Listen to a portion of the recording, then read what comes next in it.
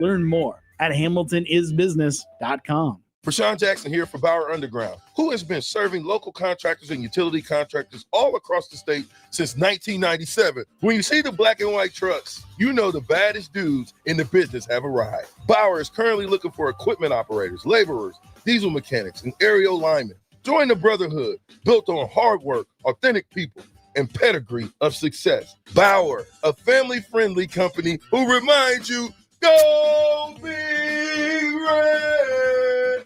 Empower a child today with the Teammates Mentoring Program by building a relationship based on strengths and chart a brighter future 1 week at a time.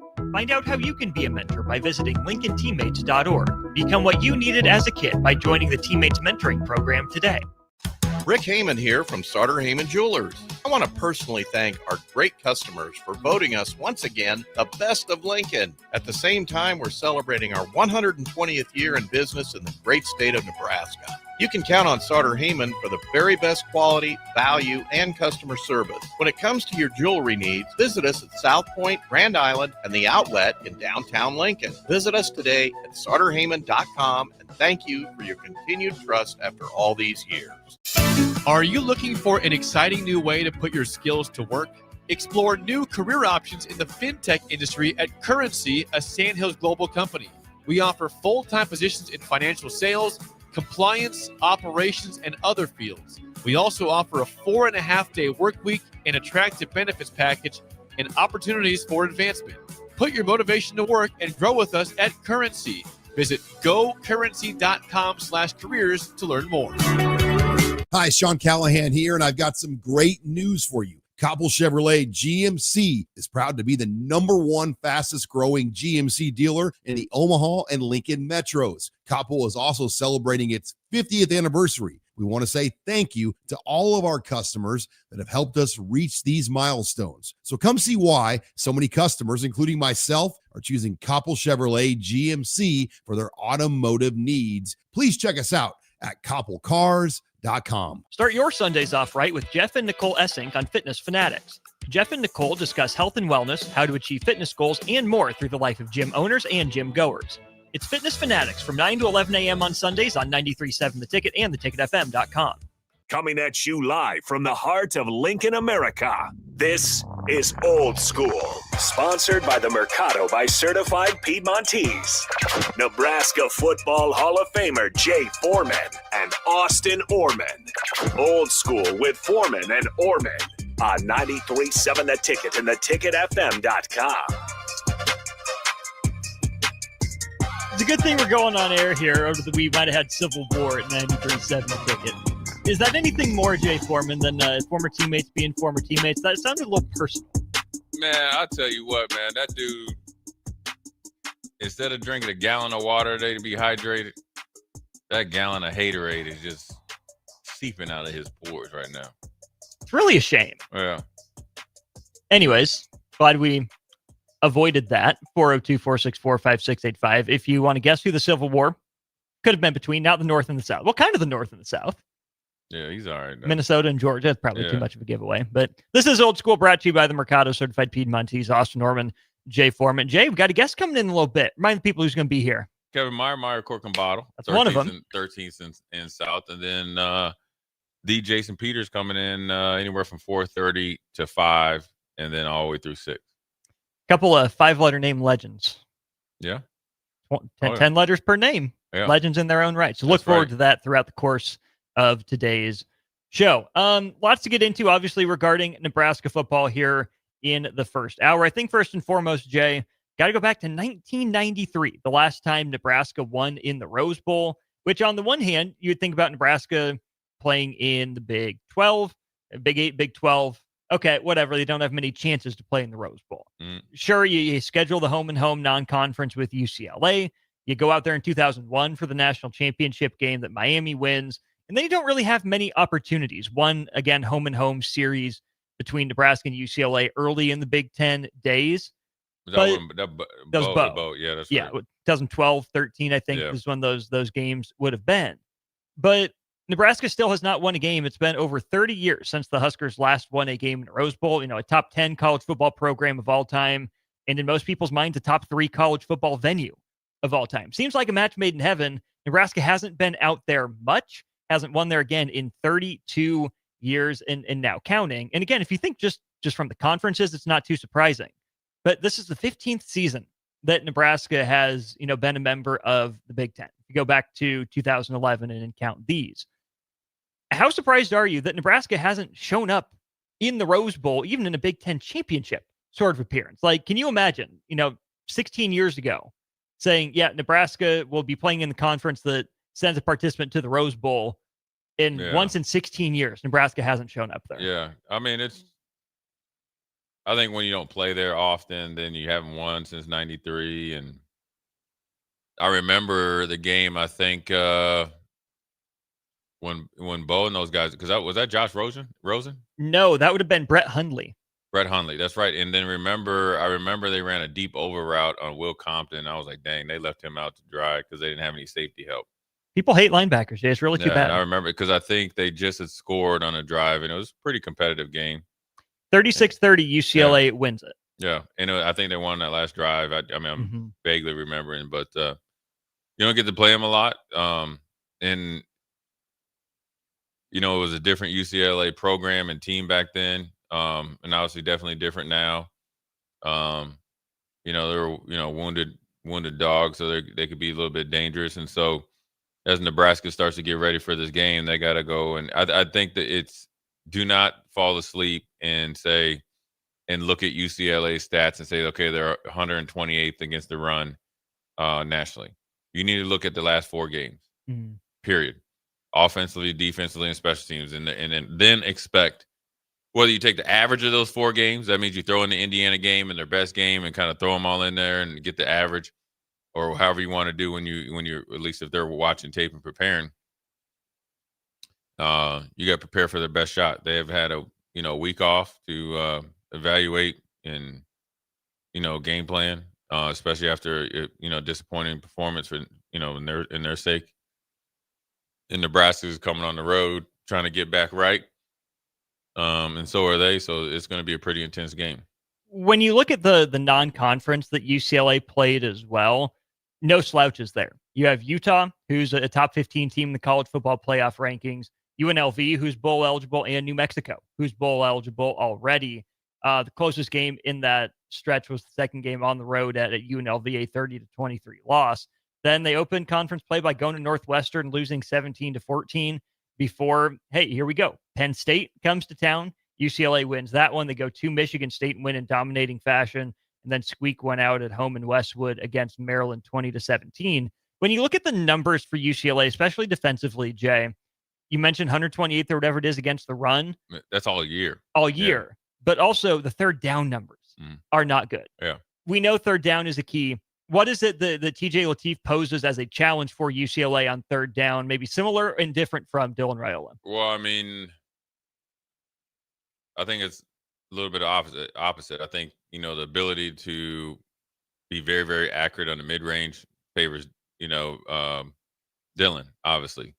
The experience in the offense and command of the offense on third down, maybe to get him in and out of a bad play, or out of a bad play into a good one, favors Dylan.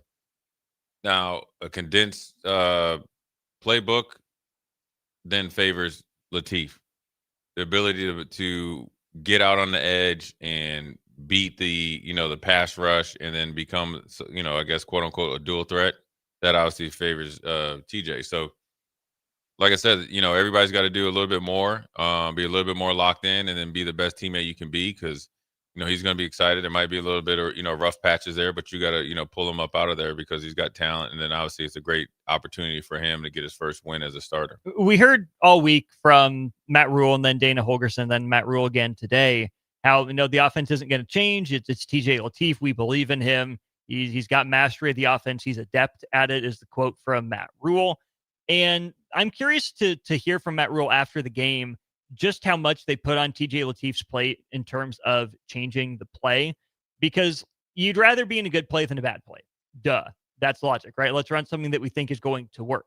But Matt Rule even said today, it's more thinking, plays than concepts, right? Maybe this isn't the perfect play to beat this coverage but we have the right player in there. There's a connection with TJ Lateef and this receiver, or he's comfortable in this style of drop or this style of play call.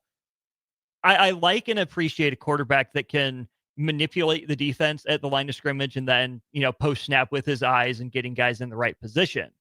Never wrong to try to get into a, better play, especially if you think it's going to work. But I do wonder if it would be another, avenue of simplification for Nebraska to limit some of those audibles, some of those checks to just say, hey, here's the play that got radioed in, because Lateef ought to be wearing the green dot on the road at UCLA, probably not the headband or the wristband anymore. Again, it's great to get to the right play and a better concept, but if you want to simplify things for your true freshman quarterback in his first start on the road, 25 miles from his hometown, and I think you want to have guys play free, not have to worry about, we're going to get this check right or that check right. Just go with what's called. That puts more pressure on Dana Holgorsen to get it right, but it might make things easier for the players. Yeah. I mean, I think a little bit of both, and obviously starting out, you want to take what you got, make it real simple for him, build his confidence up, and then go from there. And so, I think they believe in him. I think he's he has a good grasp of the offense. Obviously in a controlled environment, and then it's going to be interesting to see how he does in an uncontrolled environment. And so, if they continue to run the ball like they do, and are committed to the run from a play call standpoint, and obviously the execution standpoint has to be even as better or as good or even better, they'll put him in favorable positions and down a distance to where he can be effective. And then once he starts to get him in, in those positions, later in the game, as he gets more comfortable, that's when he can get out there and really, show his stuff. So everything has to be calculated, like when you want to take off, why you're taking off, and all that. And so it's a big, step for him in his career, but it's a huge opportunity considering that he has a pretty good set of skill players around him, and the offensive line is blocking really well in the run game. So you guys got to get after it. Obviously, this is not being said inside the walls over there at the Tom Osborne facility. Brad says, on the road with a backup quarterback, I won't be surprised if Nebraska loses by 3 touchdowns. Do you know how much would have to go wrong for Nebraska to lose by 3 touchdowns? By 3 touchdowns if we don't perform as well as we can and should be on defense. Period. This is a defensive game. Like, needs to be. Well, no, this is a game you need to take it upon yourself to do your job and then some. We need to shut them down. They got a quarterback that's playing really, really well right now, but they got a week off. They didn't look good against Indiana.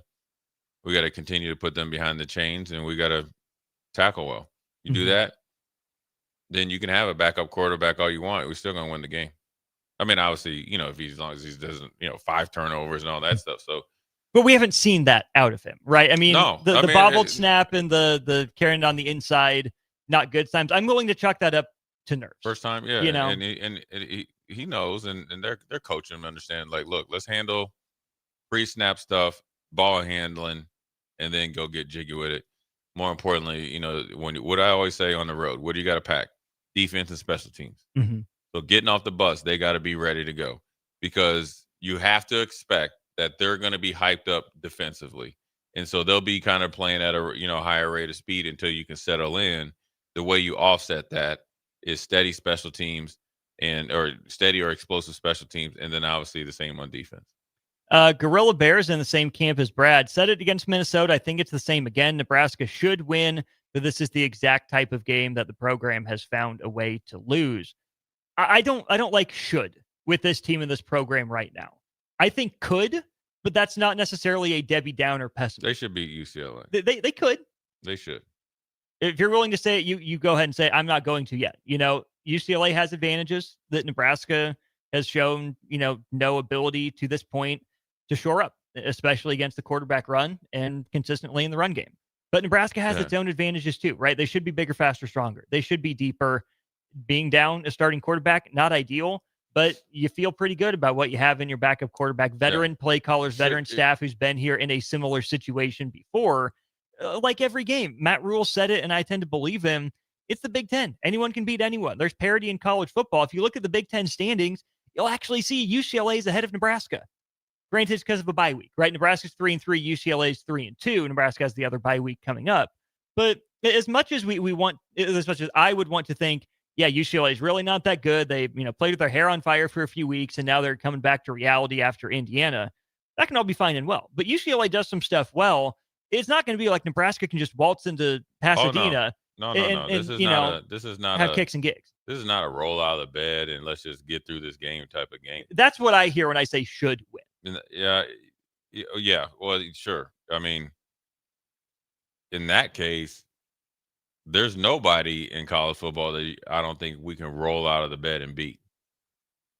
I mean, not in the Power Four. Within reason. Mm-hmm. You think you can do it against Purdue? You can't do that. The way they're playing. Mm-hmm. So I think that when I say should, if when Nebraska they show up with their mind right, ready to compete, then they should win. Mm-hmm. And because that controls everything that needs to happen in the game, and that'll let you to that'll allow you to deal with adversity and all that stuff. So I think they'll be okay. I think they as long as they have a good plan against Nico and obviously do well as far as how they're playing against the run, you got to expect you're going to see some sort of counter, some sort of inside outside zone with a G pull. We'll ask Jason about counter and gaps and all that stuff and how important that is and what he saw versus what he would like to have seen and what he needs to see this week. So that'll be get some easy answers there. And so if I'm a defensive player, you got 3 games left, right? And obviously we're going to go to a bowl game, but all 3 are winnable games, and all are set up for you for success. It's never going to be easy, right? Mm-hmm. It was a very doable and is a doable schedule, but it doesn't mean it's going to be easy. It only becomes easy when your mindset is right and your execution and excellence is at a high level. So I think what they have to make sure they do, and I'll keep saying it, they pack their defense and their special teams. And you have to take the mindset of forgiving yourself for last week, but you don't forget it. Because if you don't forgive yourself, that's how it boils over to this week. That's how it boils over to the next game. You never forget it because it's a feeling that you don't like, right? Mm-hmm. You never forget what you did and didn't do in order to get that feeling, both in the positive too. But if you don't forgive yourself, that means every time that you're trying to make a stride forward, you take 2 strides back because you're, trying to really, fix something that's already been done. So they got to really make sure they get off the plane tomorrow with their mind right. Can Nebraska play the nobody believes in us card? For what? You just had because you go on the road you just had and 100,000 people in there last week. How you gonna tell somebody nobody believes you? Everybody's still supporting. Because here's the thing: you can say, well, they think we're down our starting quarterback. They saw how we got gashed against the run. Here's a former 5-star quarterback going up against us. Yeah, we're on the road, and then we go to a preseason top 2 team in the country. Yeah, maybe they're down their quarterback, but it's at home. It's on senior day. They got 2 really good running backs out there and a still relatively stout defense. And then we turn around on a short week, and I think Iowa's really starting to generate some buzz right now, Jay, for better or worse, for right or for wrong. I don't think Matt Rule will play that card. In fact, I know for a fact Matt Rule will not play the nobody believes in us card. Just on Monday, he said, the first sign of a respectable program is when you respect yourselves. We have to give ourselves credit for the steps that we've taken and how we've grown before anyone else will. If we don't talk in such a way that makes it obvious how much we believe in ourselves and our abilities, why would anyone else? And I think that's all fine and good.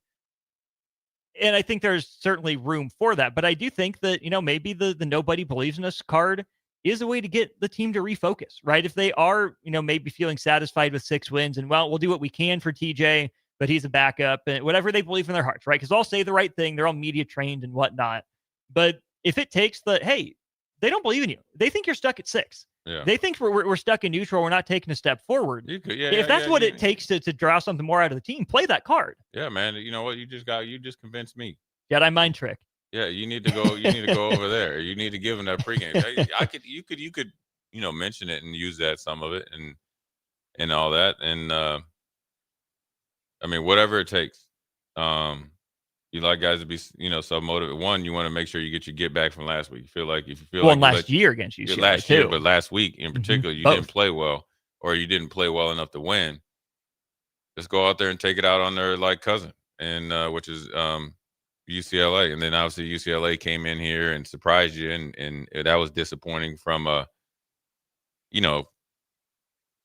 all three things. You weren't very effective, you weren't efficient, and you kind of got out physical at times. So you want to make sure you really get some get back on that. But I think this game right here is more about eliminating excuses and focusing them on winning. Play winning football. Yes. No matter what, we'll do whatever we have to do to win. I don't care who gets the credit. We don't care who gets the credit. We have to win this game by any means necessary. So that's why you just kind of you want to nullify that TJ Lateef is a freshman by putting, I wouldn't say more pressure, but onus, and good pressure and onus on the guys that should be willing to accept that. More ownership. Yeah, more ownership. This is your team. This is your teammate.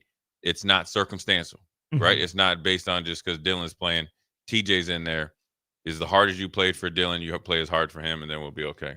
6981 is Matt in Chicago. Appreciate you texting in. 007 agrees. He says, amen. Jay, we have a 1562. I'll keep saying it. The last time this program was successful was when Bo instilled the us against the world mentality, including in the fan base, because Bo understood that the unearned fan support is cancerous, allows entitlement to bleed in, and this program has been the worst in the country since he left. Okay, I think that last part is maybe a little bit far, but just like anything, there's a time and a place, I think, to press the buttons, but you can certainly go too far. Nobody believed in Nebraska, like Bo Pelini wanted to say, because they kept getting blown the heck out in big games. Yeah, and I think he used that every year, once a year, when they either weren't playing bad or he was in a bad mood. And it probably got old with his bosses. Yeah. Among some other things. And sometimes he had it because, again, you can get kind of complacent with his success. And yeah, they were getting embarrassed and blown out. That's fine. But he felt like with the support he was getting, he was doing just fine. So yeah, you can use that a little bit. And I think he was getting some questions that he didn't necessarily like, and some of them were unfair. I think it's healthier, though, if you press that button when you have a team with maybe a bit of an overinflated ego, right? They think they're all high and mighty. Oh, look what we accomplished already. Then you pop that bubble and say, no, here's what people on the outside are saying about you. Yeah, this is where you're really at. A little tip of the cap. Okay, you did the bare minimum, but they don't think you've arrived. So you can't think you've arrived. Now that you buy into the outside, but then if you keep doubling down on nobody believes in you, it's us against the world, that's where I do think Matt Rule has a point in what he's saying about you have to respect yourself as a program. Yeah. Because at some point you get to 6-2, and whether people want to believe it or not, it is factual that Nebraska is still in the hunt for the college football playoff. Just because they're not predicting that you're the team that's going to go 4-0 in November doesn't mean they can't take notice of that you're legit. And at some point, you got to talk the talk and walk the walk. You got to tell yourself that no matter what our issues are, no matter what our strengths or weaknesses are, we got to go play good football because we are 6-2. And whether we want to believe it or not, or whether anyone else wants to believe it or not, we have a chance to accomplish everything that we wanted to at the beginning of the year.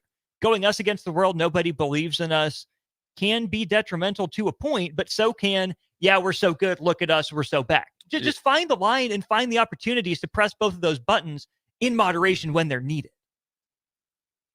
Yeah, I mean, I think it's fine. I mean, I think it's when you look at it, you got to know your team, right? You got to know your team, and you got to use different. That's not the only time he's probably using in the, throughout the year. The humble guys. I mean, he's also done a really good job, or at least Bo was like when they didn't play well. When you think he would maybe go, come down hard on him, he didn't. So he had a good pulse on his team and his players, and so. And Muddog brings up a good point too.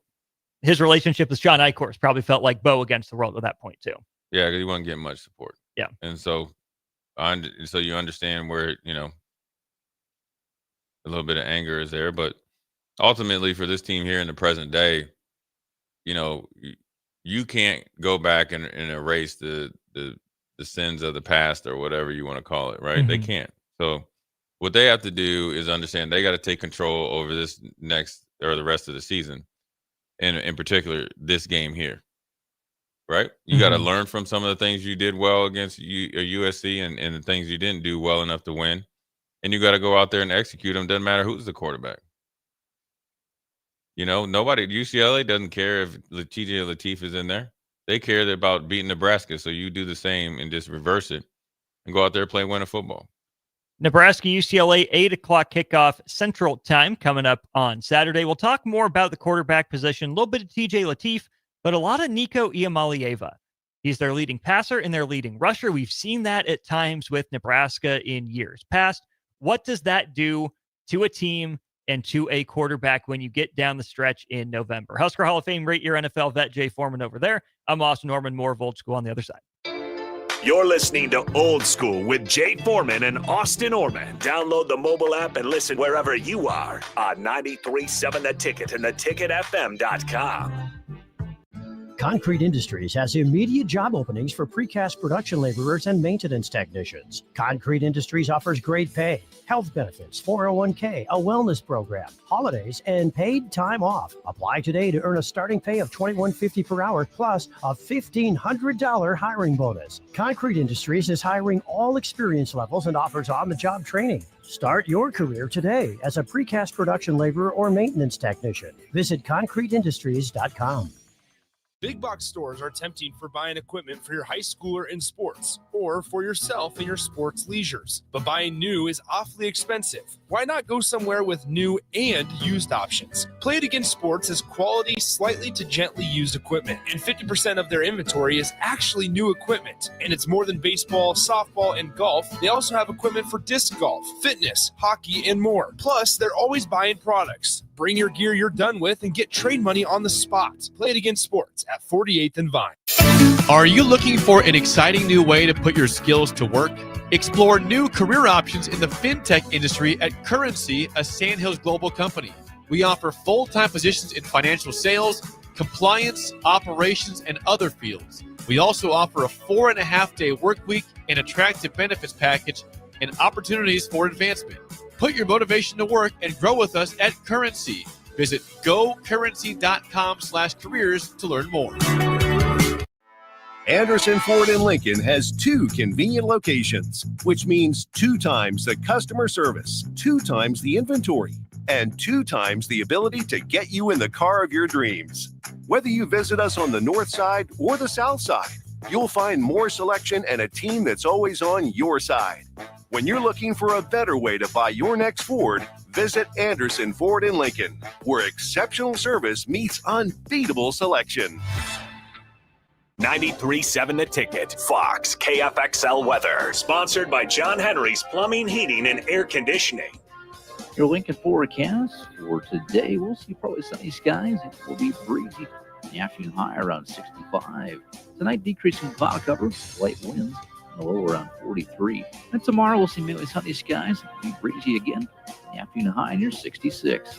I'm meteorologist Kyle Fleck for 93.7 The Ticket and theticketfm.com. Prashawn Jackson here for Bauer Underground, who has been serving local contractors and utility contractors all across the state since 1997. When you see the black and white trucks, you know the baddest dudes in the business have arrived. Bauer is currently looking for equipment operators, laborers, diesel mechanics, and aerial linemen. Join the brotherhood built on hard work, authentic people, and pedigree of success. Bauer, a family-friendly company who reminds you, go Big Red! Rick Heyman here from Sartor Heyman Jewelers. I want to personally thank our great customers for voting us once again the best of Lincoln. At the same time, we're celebrating our 120th year in business in the great state of Nebraska. You can count on Sartor Heyman for the very best quality, value, and customer service. When it comes to your jewelry needs, visit us at South Point, Grand Island, and the Outlet in downtown Lincoln. Visit us today at sartorheyman.com, and thank you for your continued trust after all these years. Hi, Sean Callahan here, and I've got some great news for you. Copple Chevrolet GMC is proud to be the #1 fastest growing GMC dealer in the Omaha and Lincoln metros. Copple is also celebrating its 50th anniversary. We want to say thank you to all of our customers that have helped us reach these milestones. So come see why so many customers, including myself, are choosing Copple Chevrolet GMC for their automotive needs. Please check us out at copplecars.com. Empower a child today with the Teammates Mentoring Program by building a relationship based on strengths and chart a brighter future 1 week at a time.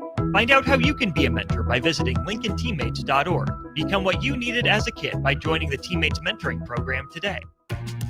Back to Old School with Foreman and Orman on 93.7 The Ticket and theticketfm.com.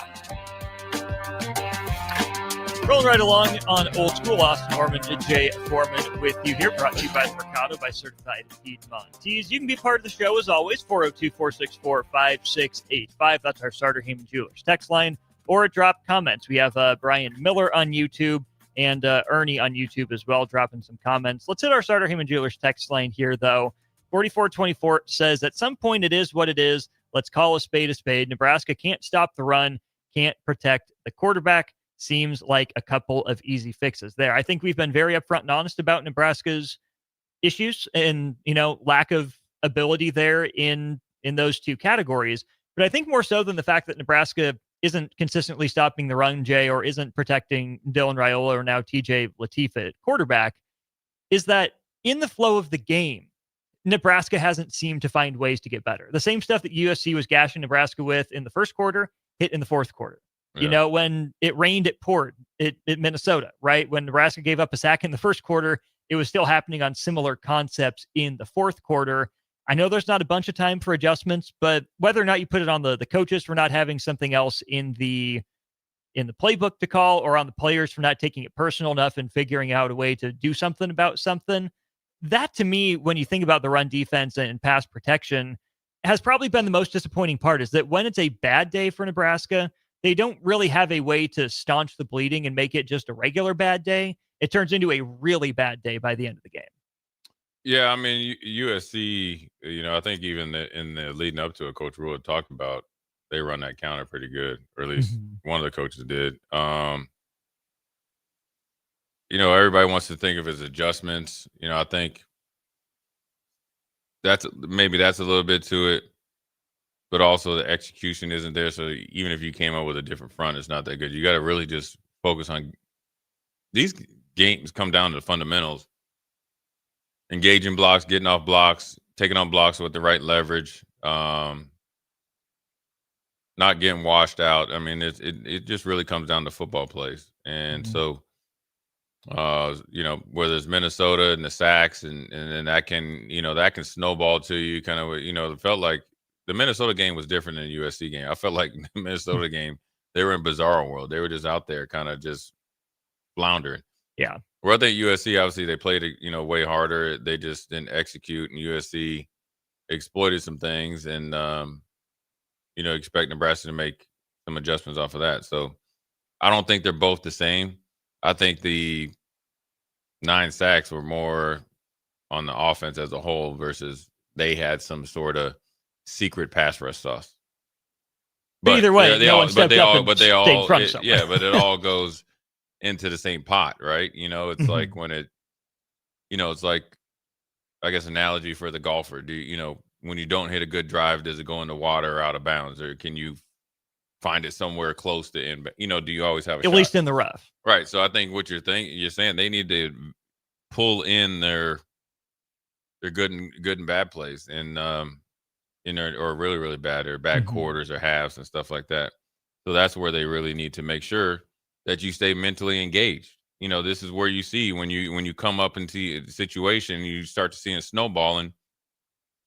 You don't necessarily need to go out of pocket and say, "Oh, I got to go make a play," and kind of take a cavalier, uncalculated risk. You got to say, "Okay, I got to go and I got to make football plays." We all got to make football plays. Let's keep making football plays, and we'll get the momentum back.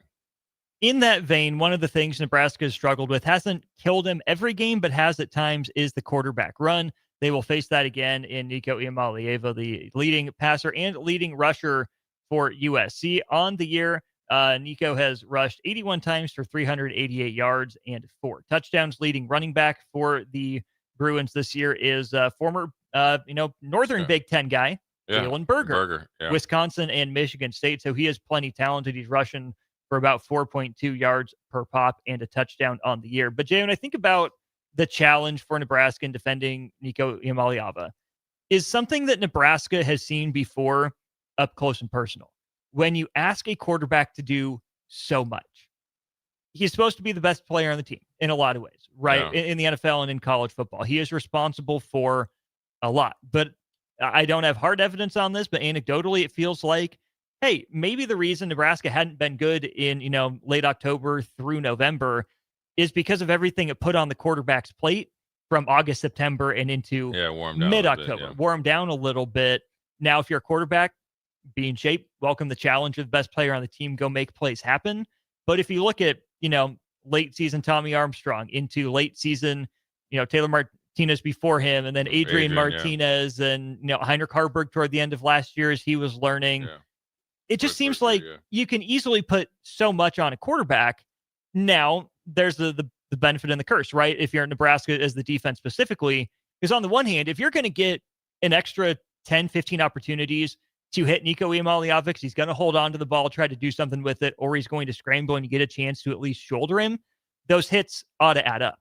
There's a very fine line between getting your licks on a quarterback so he wears down, you can take advantage of it in the fourth quarter, and letting a guy who's a plenty talented player get into a rhythm, start feeling himself a little bit, start balling out, and then, cat's out of the bag.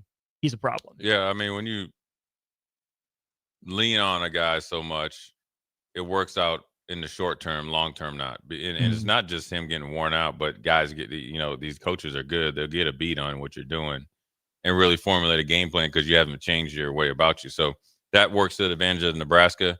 Nico is playing really well, these last 4 games. He's been pretty decent all season.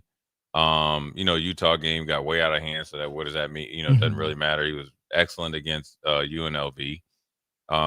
More than decent against New Mexico in a big blowout loss. And he was as dominant as you could be in a 17-14 loss against Northwestern, who, if you look at just common opponents, Northwestern, Michigan State, Maryland, they beat Michigan State and Maryland, lost to Northwestern. So they're right on par with, what we've been able to do to them and do some things that way. And they've been energized by Skipper being their head coach, has changed their identity. Obviously, with Jerry Neuheisel calling the plays, he's playing to their strengths, right? Where, when he took over, he was heavy on Nico, to beat Penn State. Then he went Nico and Berger got off. He had 90 yards rushing, only 180 yards passing for Nico. Then he came right back to Nico, throwing a lot. Frias, the second, had 100 yards rushing. And then they found that they started getting their tight end involved as far as the pass game. So they've been able to do different things. Now, Nebraska has to have a plan for the best Nico and the best offense. UCLA probably figures, okay, we went 3-1 in this new season. They said, let's chalk up the first 4 as nothing. We're 3-1, just got smoked by 50. We got to figure that out and come back and then also make some adjustments to try to beat Nebraska. So they're going to give you their best shot. Bowl eligibility still on the line for UCLA. There's a lot for them to play for. They are able to upset Nebraska and then pluck off, one of the games between Ohio State, Washington, and USC. If you're Skipper, that end of the season meeting goes a lot different with the athletic director versus maybe you go 2-2 in that stretch. If you go 2-2. And they very easily could beat Washington and very easily could beat USC. They played them toe-to-toe last year and feel like they got a little bit of upgrade in the quarterback position. So we'll see what happens. More importantly, the only thing that matters is what Nebraska does come Saturday night at 8 o'clock. Of course, Nebraska will be facing another opponent coming off a bye week, little fresher legs for Iamaleava at the quarterback position. Extra week of film for UCLA to diagnose what Nebraska wants to do. That's another aspect, though, Jay, of what Nebraska has asked its quarterbacks to do. And I wonder if you've seen any of this in Nico. Does his success for UCLA come from stuff that is designed, that's schemed, especially as a runner in the, out of the pocket throws? Or is what he doing kind of the Adrian Martinez, well, no one's open, I got to go Superman stuff? It's a little bit of both, but Jerry Neuheisel has done a really good job right off the get-go to the rate of 42. But let's just take the first 3 games. You go to score 42, 38, 20. Okay, I don't know if there's a special team. I think Michigan State, they might have scored one on teams. If I'm correct, but maybe not. He is calling plays to his strengths. You see, I think one game he had 28 carries rushing, I think. All offense against Michigan State. Right. So I think Penn State, he had 28. He toted it 28 times, I think, or quite heavy. So I think they're playing to more to his strengths. That was a big deal when he was at Tennessee. They weren't really playing to his strengths, and when they did, he got it going. He had 16 carries for 128. That's where I got it. And 3 tutties. And 3 against Penn touchdowns. State. And it was in a long of 52, so he can house call you. And that Penn State got guys that can run. Mm-hmm. So I think they're playing to his strengths. I think they're giving 1 or 2 reads, and then he's able to use it. Then he gets into that Adrian Martinez, Cam Newton type of deal. And I'm gonna tell you this right now. He a big boy now. All right. Mm-hmm. So if you think you're going out, you look at it, he's 6'6", 215. I think he's about 225 out, when you look at him on tape. And if you think that he's not a legit 6'6", hey, it's the same. Look, Cam Newton's a big dude.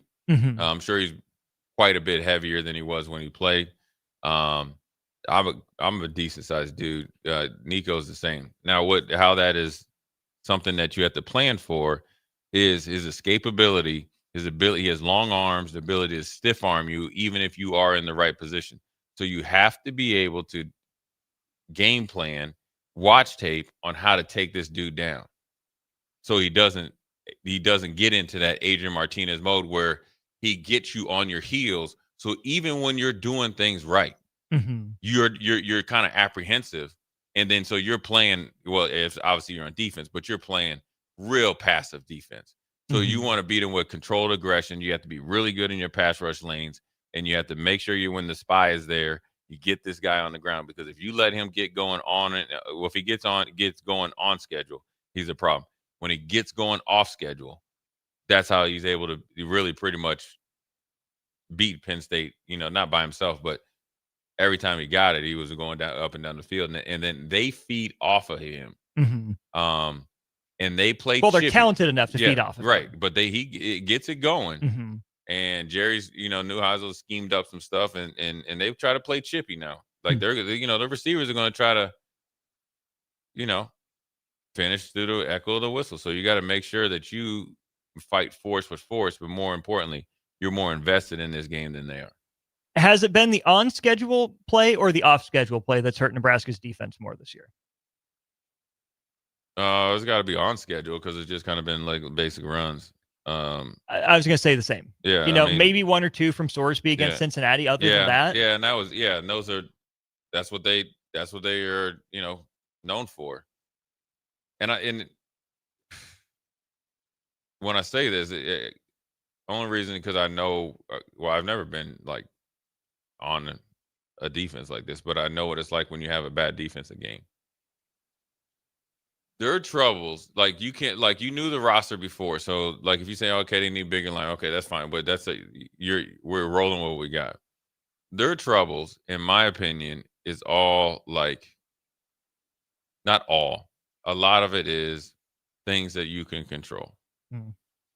I think if you know how to play big, you necessarily don't have to be the biggest. I think if you play, and we'll ask Jason here in about an hour, I think, or maybe even less, I think if you play and really hone in on the fundamentals, and then you know where you're going, you study the tape, you know your why, you can overcome anything that you have in a deficiency in defense. I think that's where a lot of their stuff comes from. Knowing the count, knowing how the offense is going to count you, knowing where your count is, knowing if you get a gap scheme or G pulls, or you get the counter that your gap moves over. Does everybody know that the gap goes over based on where the plays are potentially going to hit? Mm-hmm. How am I going to take on a block that way? Am I overly aggressive, or am I need to be like less aggressive so I can see and make a play, because I'm in a kind of a they're on a two-way go on me. I got to make a move and live to fight another day. That's the thing that's killing them right now. Football IQ and communicating, which then makes you look not as good as what you should be. So that's where the mindset comes from. Really diving into this game plan. And it was funny. I was talking to Eric Crouch about this, and me and Jason talk about this all the time. Jason being Jason Peter in studio Peter. in about 45 minutes. Yeah. Those of you might have missed that at the top of the show. Jason Peter. That, Coach Samuel, Coach Bowl coached me for a little while. Coach McBride was our defensive coordinator and Jason's position coach. Like they're going to talk to you to they're blue in the face about all the things that I mentioned. It's up to you as a player, individually and collectively in that room, to take that and work on it on your own, even during the season. And think about it on your own, even during the season. Go through mental reps outside of what's required. That's the only way you're going to get better at it. It's got to be important enough to you to work at it. In basketball, somebody says, "Oh, you need to improve your 3-point shot." Well, that's just not going to come by like running different plays for me. Sure, can we get some use? What we used to call them butt naked open, threes? Sure, can we? Yeah, but that's not necessarily going to make you shoot better at a higher percentage. What is it? Obviously, more shots up if you hadn't been doing, or if there is some, release point, you need to work on it, and then you got to own it and hone it. That's why I'm so big on pre-snap communication. You know what I mean? Because I've been in that position where I was like a freshman out there starting at like 204 pounds, a linebacker. I had to really dive in with my hands, my hat placement, leverage, being able to play big, and then obviously have a mindset that I'm going to overcome because I wasn't fully grown yet. You got to do that. Doesn't matter. Because no choice. Do it. That's actually the best quote. You have no choice. Like, you just can't, nobody cares. Sure, that it's factors, but just overcome the factors. Once you start to, welcome those type of challenges, when you reach those goals, which obviously is win this weekend, then you're like, all right, it was all worth it. Then you get that like kind of internal, confidence that you can do anything. Just in the next 90 seconds or so, I do want to pick up on one last thing that you said. You mentioned now a couple times this week, Nico, long arm, stiff arm, and whatnot. Obviously, Javen Wright, similar size athlete, been playing some really good ball, like you've talked about on the show. I do think, though, if they play it right, this is an opportunity for Vincent Shavers or Marquise Watson-Trent to really step up, because you think, okay, long arm thinking linebackers at bay. Get up underneath him. Yeah. If you're smaller and you're quicker, break it down. Low man wins in football, right? I think there's still an avenue for those two guys to make an impact. Oh, they can make a huge impact because you can be versatile, and Javen matches up well. McCullough kind of matches up well just based on natural body size. But the other guys can make plays too, off the ball linebacker, blitzing. And then also, the more you hit this guy, the better it is. And also, I'm a big believer in quarterback want to run. You chop him down, boy. You got to make him feel it. So then that way he's not thinking about doing it all the time. Every time that he tries to get out of bounds, you got to try to stick him. So, TJ Lateef, advice for you as well. Slide, my brother. Be a slippery little eel. Hey, man, I don't know who the Can't best. Can't spell Lateef without eel or something like that. Home the best. Ooh, Trey Turner. There you go. During break, look up Trey Turner smooth slides. Yeah, you got to slide in, and then you just got to sit there and pose on him too.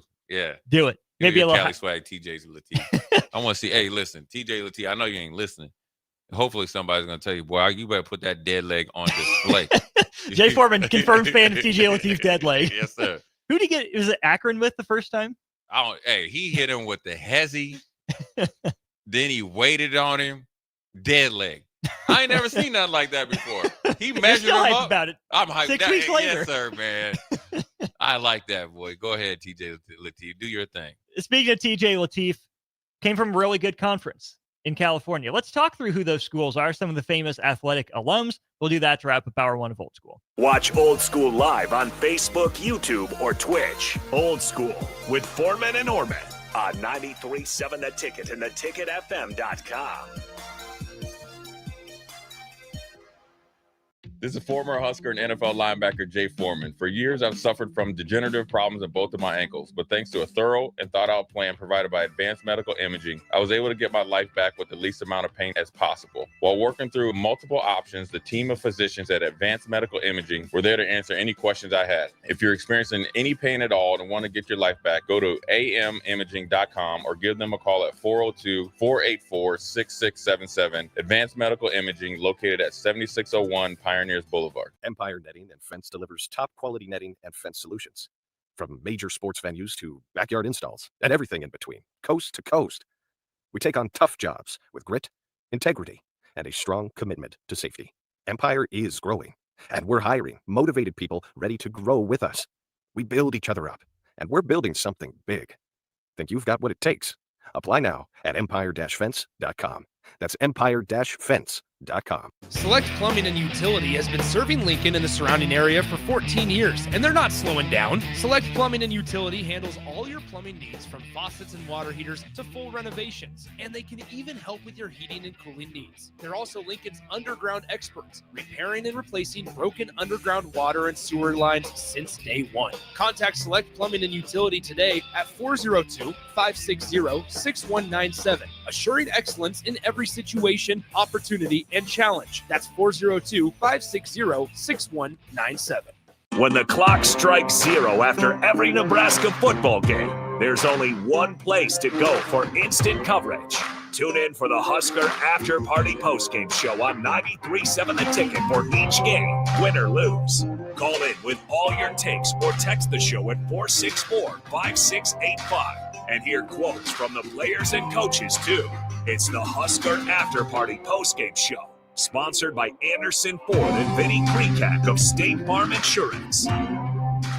If you or anyone you care about is facing a family legal matter, call Cordell and Cordell today at 1-855-GET-LEGAL or visit CordellCordell.com to schedule your consultation. There's a lot on the line in divorce. This is Joe Cordell of Cordell & Cordell, the largest family law firm in the country, with over 35 years of helping clients navigate divorce. But being big doesn't mean less personal or less local.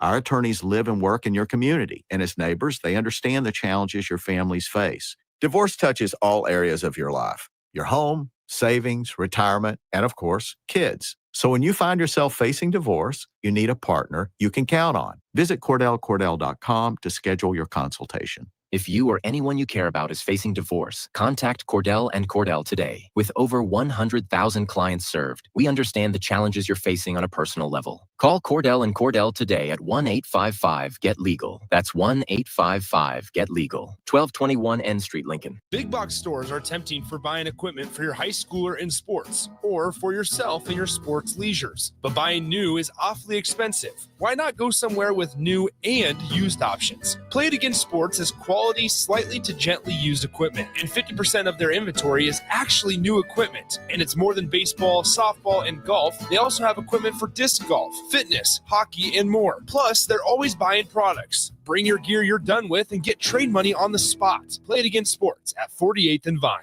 Rick Heyman here from Sartor Heyman Jewelers. I want to personally thank our great customers for voting us once again the best of Lincoln. At the same time, we're celebrating our 120th year in business in the great state of Nebraska. You can count on Sartor Heyman for the very best quality, value, and customer service. When it comes to your jewelry needs, visit us at South Point, Grand Island, and the Outlet in downtown Lincoln. Visit us today at SartorHeyman.com, and thank you for your continued trust after all these years.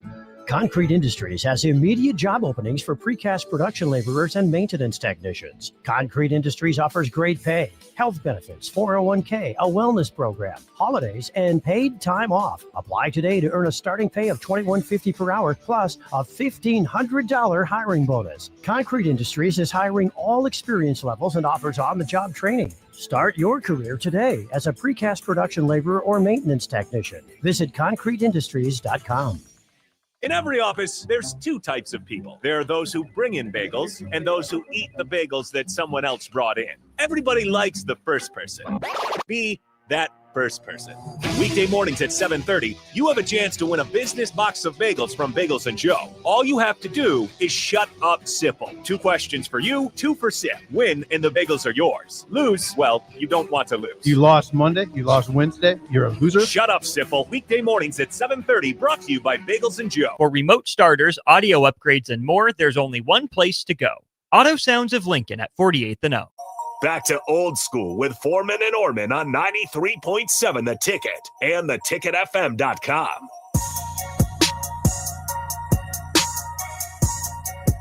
Putting a bow on hour 1 of Old School. Austin Norman, Jay Foreman with you here. Kevin Meyer, Myers Cork and Bottle, be along here before too long for Thirsty Thursday.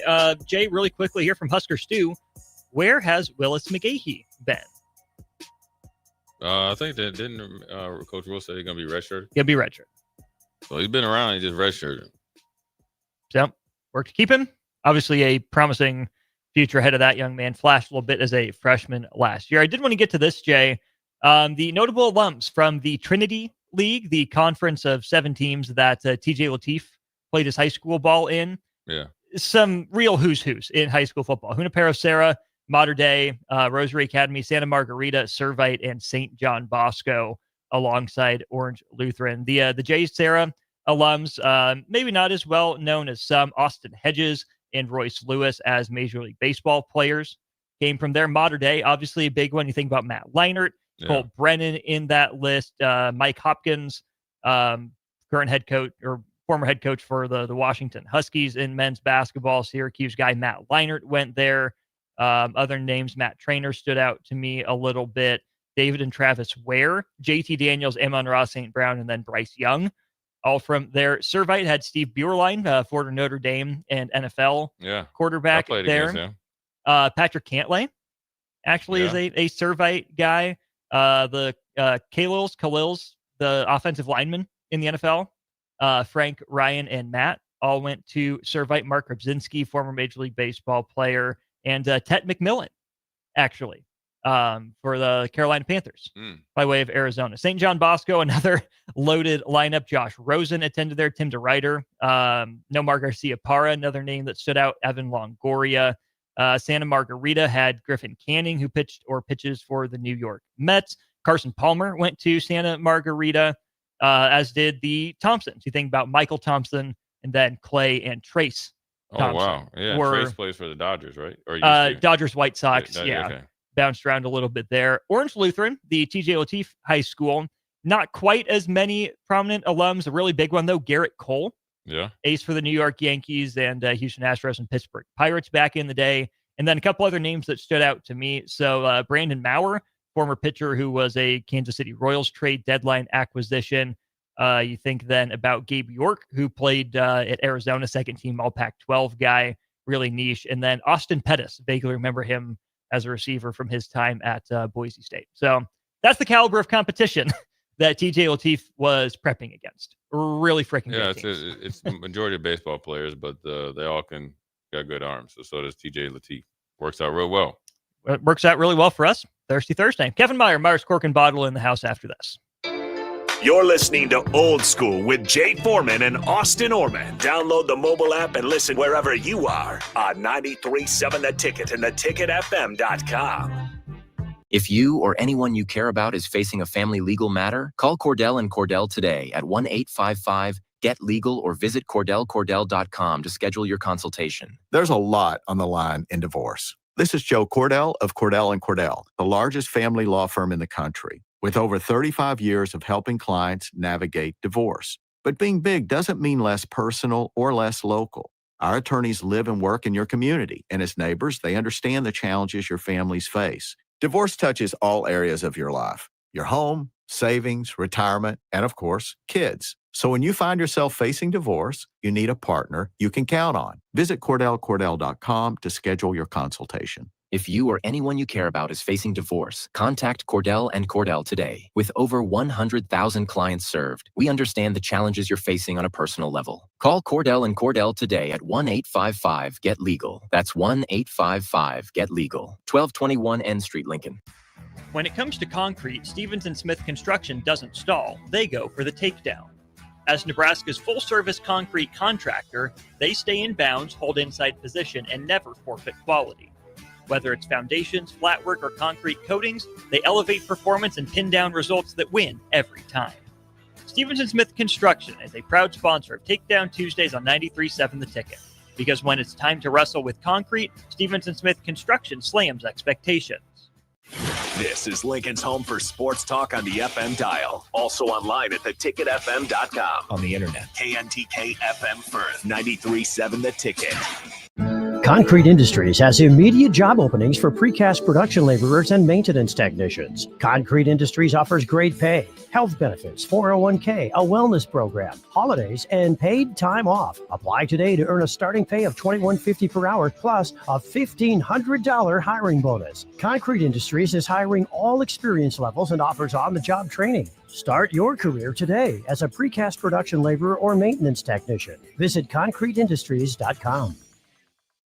Rick Heyman here from Sartor Heyman Jewelers. I want to personally thank our great customers for voting us once again the best of Lincoln. At the same time, we're celebrating our 120th year in business in the great state of Nebraska. You can count on Sartor Heyman for the very best quality, value, and customer service. When it comes to your jewelry needs, visit us at South Point, Grand Island, and the Outlet in downtown Lincoln. Visit us today at sartorheyman.com, and thank you for your continued trust after all these years. Have you heard about Advanced Medical Imaging Surgery Center?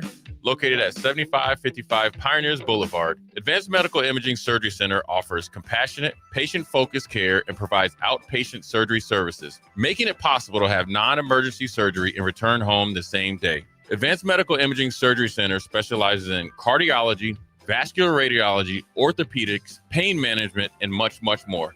Give them a call today at 402-261-1085 or online at amimaging.com. All right, Lincoln, if you're a diesel technician who's ready to earn up to $40 an hour and you're tired of working nights and weekends, listen up.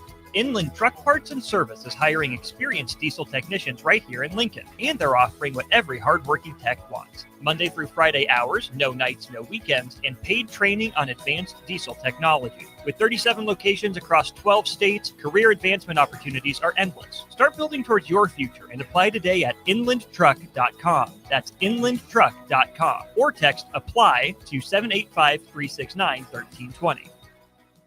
A lot of businesses say they're family focused, but when tough situations in life arise, the business wants anything but your best interests. James Enterprise Incorporated is hiring, and they will always treat their employees like family, just as they do their customers. James Enterprise Incorporated is hiring Class A and B CDL drivers, a shop tech, and a diesel mechanic. If you're looking for a career with a company that goes above and beyond to value you and your family, apply today at jamesenterpriseinc.com or call 402-432-6740. Select Plumbing and Utility has been serving Lincoln and the surrounding area for 14 years, and they're not slowing down. Select Plumbing and Utility handles all your plumbing needs, from faucets and water heaters to full renovations, and they can even help with your heating and cooling needs. They're also Lincoln's underground experts, repairing and replacing broken underground water and sewer lines since day one. Contact Select Plumbing and Utility today at 402-560-6197, assuring excellence in every situation, opportunity, and challenge. That's 402-560-6197. Fall is officially here, and Brown's Shoe Fit has just the right style and comfort your feet deserve. Stop in to see a wide selection of all your favorite brands, including Brooks, Hoka, Echo, Keen, and many more. At Brown's Shoe Fit, they take the time to measure your feet to ensure proper fit. They also have the largest selection of Uggs and Hokas in Lincoln. Brown's Shoe Fit at 66th and Q. Why wait until Friday to start your weekend? Go ahead, start right now. You're thirsty now, and 93.7 The Ticket is here to help you stock up. Just in time for the weekend when I like to hit the clubs. Time to broaden your horizons and try some new wine and beer. It's Thirsty Thursday with Kevin Meyer from Meyer's Cork and Bottle. Woohoo! That was clean. That was clean. I solid 9. Easy. Oh, back to back. We got clean. We got crisp. What more can we ask for? The answer is nothing. It's Thirsty Thursday. Kevin Meyer, Meyer's Cork and Bottle in the house. Uncle Kev, welcome back in. Gentlemen's, how we doing? That's a guarantee win with them. When you pop them things open. Gosh, I hope so. My black theme last week didn't pull us a W, so we're just gonna. At least it's not my fault. or maybe it is. I don't know. I was going to ask, do you take credit or blame for how things turned out? I'll take the blame. We respect that about you. You're a man of integrity. You're a man that cares about your team, your rooting interests. You do everything you can, and last week it turned out to not be enough. I wore black on my couch, so what do you do? Kevin, before we get into the what you brought, what do you think of the blackout? I mean, I thought it was cool. You couldn't have really timed it any better with, being around Halloween. I thought, I don't know how much money they spent leaning into it, but if you're going to really lean into it like that, and spend a bunch of money, you should get the W, but it didn't work out that way.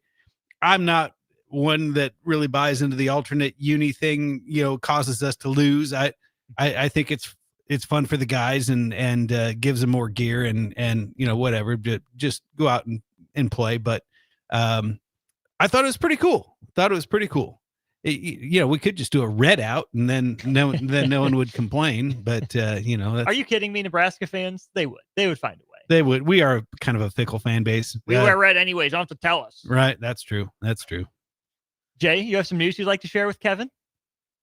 Oh yeah. Yeah, well, he already know about that. Well, a little bit. He knew half the news. Oh yeah. So I came up like the mob after a hard loss, Kevin. I was taking a nap because I had an early show on Sunday. I had something to do later on. Woken up by one of my good friends. Bryce might be one of them just passing right there. Got me a Traeger. A Traeger? I thought you got a Rectech. You gotta listen. All right. I'm sorry, man. Got the Traeger, and I already had the Rectech in the back pocket. Oh, listen, I jumped up out of that nap, boy. So your buddy showed up with a Traeger? Yeah, he takes good care of it. He's from like Hay Springs or something. Yeah. Got about 8 bags of pellets. And he just hooked you up. Yeah, he's getting it built into his house or something like that. Came up like the mob. Well, I got to. I'm gonna have the whole back patio is gonna get redone. The whole thing. I think you go side by side, don't you? Oh yeah, but we're gonna expand what we got going on back there. You better invite old Uncle Kev. Oh over. yeah, I cannot wait. Just keep that rotor clean this time.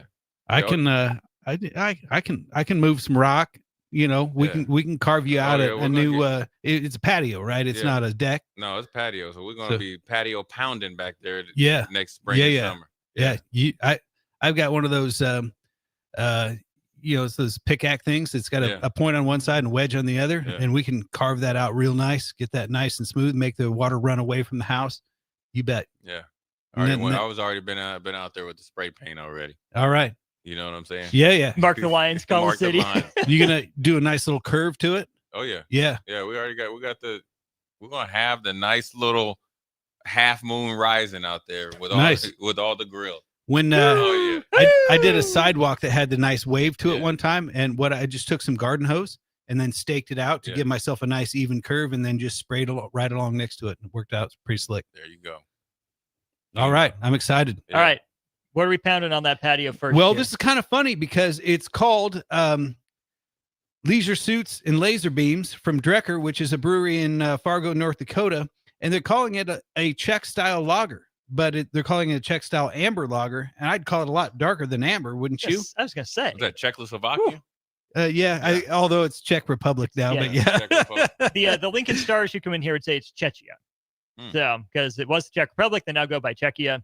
And then there's also Slovakia. I thought Chechnya was in the Eastern Bloc. Czechia. Yes. But it's not Czech Republic. I mean, that's like the old name, but I think they rebranded. So same country and everything. If you're speaking Czech, that's probably how you say it. Yes. Gotcha. Yes. All right. There's a lot of bohunks around than here. So, I mean, let's lean into this. Super delicious. Yeah, this is good. Not as heavy as it looks. But I don't know, the Polotmavi Czech style amber lager, leisure suits and laser beams with a John Travolta alligator on the front. Or is it a crocodile? We're still trying to determine. You have to. I don't know if it said after a while or see you later. See you later. Yeah, whatever. One of the two. I like it. It's pretty light for a dark beer. Yeah, I mean it's not heavy. It's great flavor. It just sort of. Sometimes you have a tendency to taste with your eyes. Mm-hmm. So I immediately went, whoa, this is not what I expected. But if I were to just taste it blind, I'd be like, you know what? That's exactly what I thought it would be. Do you like the surprise? The surprise of the taste with the eyes? Do you like something more consistent? You look at it, you have a better idea of what it's going to be. I like being tricked a little bit sometimes, just not enough to make you go, you ever think you're taking a drink of iced tea and it being Diet Coke? I don't like that surprise. But like I said, when the oatmeal raisin chocolate chip cookie example, oatmeal raisin chocolate and thinking it's chocolate chip. Yeah. I mean, that's a little less egregious. At least you're getting into a cookie. But with something like this, I like it when my eyes tell me one thing, but my palate tells me another without being a total shock. Fair? I'm with it. I'm with this could be a Saturday pregame drink. Heck yeah. Without doubt. Easy. That is. How much these run for, Kevin? These are like $4 a can. How many ounces is that? That's not. How That's much? a 16er. 16, yeah. Yeah. So between three of us, we're having a little 5.3 ounces. We're doing well apiece. for ourselves. We're doing well for ourselves. That is a nice little roast to it. Yeah. That when you told me Czech style lager, I pictured a much lighter brown. Well, and so in my mind, I was thinking like a Pilsner Urquell, which is golden and then has a unique, almost kind of like a sort of an herbal taste to it. And so when I was thinking that, I was like, oh, well, this is going to be a Czech, or an American version of Pilsner Urquell, and it's nothing like that. It's a nice little roasty flavor, but nothing, not like a stout. Easy to drink, delicious. I'm gonna hit this again sometime. As you should. That's very good. Yeah, it was very good. The foam at the top stuck around for a minute. The head of the beer. What kind of beers is the head like most prominent on, and what makes that like a feature of a beer versus like I just let the bubbles go down and you're fine? Well, I think it has to do with the malts. Now, I'm speaking out of left field here because I'm not a brewer. I have done some brewing, but I'm just know enough to be dangerous. But I think a lot of times when those malts are roasted, there's something to do with the fermentable sugars that create a thicker, more frothy head versus a lighter beer. Those heads will disappear more quickly. So I think it has to do with the malts. But anyone who's a brewer, text in, let us know. Why do some beers have a more frothy head that sticks around and some beers that head disappears? 402-464-5685 if you got the answer. All right. Looks like we're moving on. Not topical, as you usually do, unless you're on a big North Dakota State kick in football for some reason. Well, the beer was not topical. I just wanted to try it. And, I get to decide. You do indeed. Whoa. Okay. Yeah, we get it. We get it. You're in charge of Thirsty Thursday. Okay. Wine-wise, are we back to Southern California topical? We are, except, well, it's more Northern California because this one comes from Sonoma. It's Alexander Valley Vineyards. It's a new Wine of the Month feature. Alexander Valley and Napa Valley are separated by the Mayacamas Mountain Ridge. So on one side of the ridge is Napa and the other side of the ridge is Alexander Valley. And so to me, climate-wise, they're very, very similar. However, I believe you get better value out of the Sonoma side simply for the fact that the cost of doing business there is less. Land values are less. It's just a less expensive place to do business, a little less prestigious. So Napa kind of came first. Sonoma kind of came 15 years later. And then you're starting to see, like Paso Robles and whatnot, more Central Coast really kind of be 15 years behind that. And you see that in terms, not just in terms of taste and quality, but also price points. And so now I believe that Alexander Valley is equal to that of Napa in terms of quality, but still a little bit better value in terms of bang for your buck. And the cool thing about this winery is that they are credited with not only being a winery in Alexander Valley, but credited with helping Alexander become a designated wine producing region. It's what they call an AVA, or American Viticulture Area. So it's not just a place where they grow grapes and make wine, but it's a designated wine producing region. And so there are AVAs within AVAs. So you've like within Napa Valley, you've got Mount Veeder, you've got Rutherford, you've got, a whole bunch of Stag's Leap.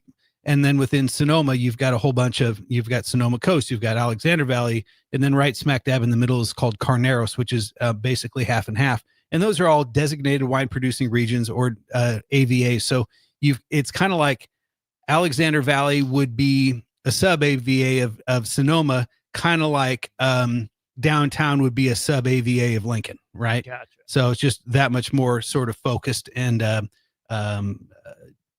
delineated to a specific area. So, and this is a Merlot, and these are on sale for $20. Typically about 27, 28, right around in there. And we just don't do a lot of Merlot. I think Merlot's kind of making a comeback. I think the producers are giving their Merlot the attention that it deserves. And if you kind of go back in history where Merlot originates, it originates in Bordeaux, which is the southwest region of the country, and where Cabernet does as well. but Merlot is actually more prolific in Bordeaux than Cabernet is, and they prestige-wise are held in some of the highest regard of any wines in the world. And so, if you treat Merlot the right way, it can be some of the world's best wine. But I think what happened in the 80s is that Merlot was kind of a segue red for people. So usually they started drinking like White Zinfandel, German Riesling, the sweeter stuff. And then you graduate to like a Pinot Grigio, maybe a Chardonnay. And then when you get into reds, it was just sort of a segue red. And it was less intimidating for the American public because it's easy to pronounce. Instead of saying, Cabernet Sauvignon or, whatever else, you don't speak perfect French. It can be a little intimidating. And but Merlot was just easy to say, and so everyone started making one. Now, whether they gave it the attention and the quality that it deserved, that's what kind of gave it a bad rap, because it was sort of people chasing paper instead of chasing passion, and because they had to have a Merlot in their lineup, and so then Merlot kind of started to get a bad rap, and but I think we're seeing it make a comeback, and for $20, man, this is delicious. I'm really, really impressed with this. Corey in Lincoln wants to know if the movie Sideways did legitimate damage to the brand of Merlot. Indeed, it did. That's a great question. So the movie Sideways, directed by Alexander Payne, who's actually a Nebraska native out of Omaha, starring Paul Giamatti, who ironically is the son of A. Bartlett Giamatti, who used to be the commissioner of the NFL. That's right. So tangled webs we weave. But there's this scene where he sort of, they're at a restaurant. They're going to meet these girls. He doesn't want to go, but his buddy does. And he's like, okay, I'll go. But if anyone orders any effing Merlot, I'm leaving. And that was sort of the straw that broke the camel's back for Merlot. And then the premise of the movie was like how prestigious Pinot Noir is and how elegant it is, and blah blah blah. And so Pinot sales subsequently jumped 75%, Merlot sales dropped 75%. And the funny thing is that Alexander Payne, the director, said, I didn't know any of this stuff. It was just good fodder for the script. It really had nothing to do with it. And no experience or anything like right that. Right. He's like, I did, it was just sort of fun for me, and it made for sort of this compelling argument, because this guy who's an enophile, like a wine nerd, but also like just kind of like sketchy, like not a very honest guy, kind of nerdy, kind of introverted, whatever, but not that he was unintelligent, but just kind of wasn't comfortable in his own skin. And so it was just sort of an interesting movie, and the dynamic that it had on the wine industry was certainly noticeable. This is great. This is incredibly balanced, I would say, from start to finish. It's very consistent once you get it in. I really like it. I mean, for $20, I will probably be stopping by and grabbing one or two of these to take. Go to nice with a New York strip. I think you hit it head on. One last week went phenomenal with a ribeye. Yeah, but this one I like a little bit better with New York strip. Just something a little bit leaner. Yeah, leaner. Yeah, right to the point. Yeah, kind of like a New York strip. Thick one. No muss, no fuss. Just straight to it. Yeah. I can dig that for sure. Yeah. And basically, fundamentally, the difference between Merlot and Cabernet, Merlot is just a hair lighter than Cabernet. And again, it depends on who's making it and where it's coming from. And also just a hair brighter. And when I say brighter, I mean a little bit more of like a red cherry component versus like a black cherry component. Yeah. But this one just velvety smooth right from the get-go. Didn't need a lot of breathing. Like you said, super well balanced. I'm really digging this. And like I said, this is one of the OG wineries of Alexander Valley. Not only just a great place, but also, they've got roots down, and so I think. But I'm tis. Say what? Roots down, but I'm tis. Yes. Yeah, like grapevines, man. Yeah. They got roots. Yeah. Well, I bet. Yeah, sure. You don't even know it. You completely threw me off, but yeah.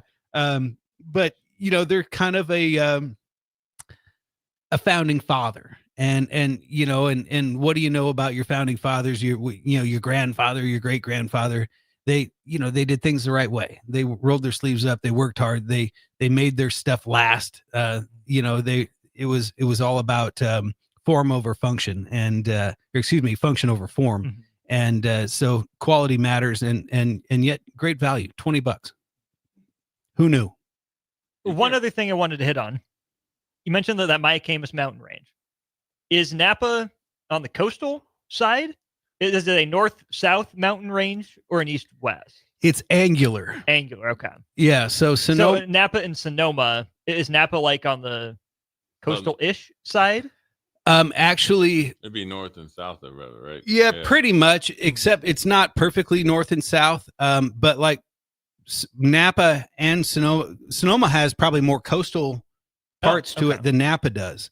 But they're both, proximity wise, pretty darn close. So it's not perpendicular, but there are some areas in Napa that are closer than to the coast than areas in Sonoma and vice versa. So if that makes any sense. Yeah, I guess that was just a setup question for, in terms of like the precipitation, if one is like getting more or versus getting less, like how does a vineyard in a very similar area, how do you manage that on opposite sides of a mountain range? Well, wine grapes actually like a cool, dry, consistent climate.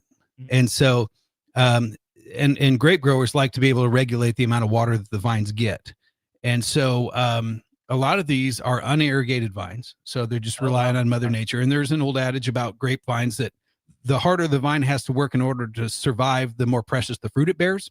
So if it thinks it's going to die, it's going to make better babies. You know what I mean? So, and so they want the vines to struggle. They don't want it to be easy. So that's why they plant them in these really gravelly, rocky soils. Eroded volcanic soil is primo for grapevines. A lot of nutrients in there. A lot of nutrients in there. And then with each sedimentary layer that those roots go down, those vines pick up those minerals. And so the deeper and deeper the roots go in order to survive, the more phenols and chemical compounds that they will derive from the soil. So all of that stuff counts, and all that stuff takes time, and all of it takes a lot of care and attention.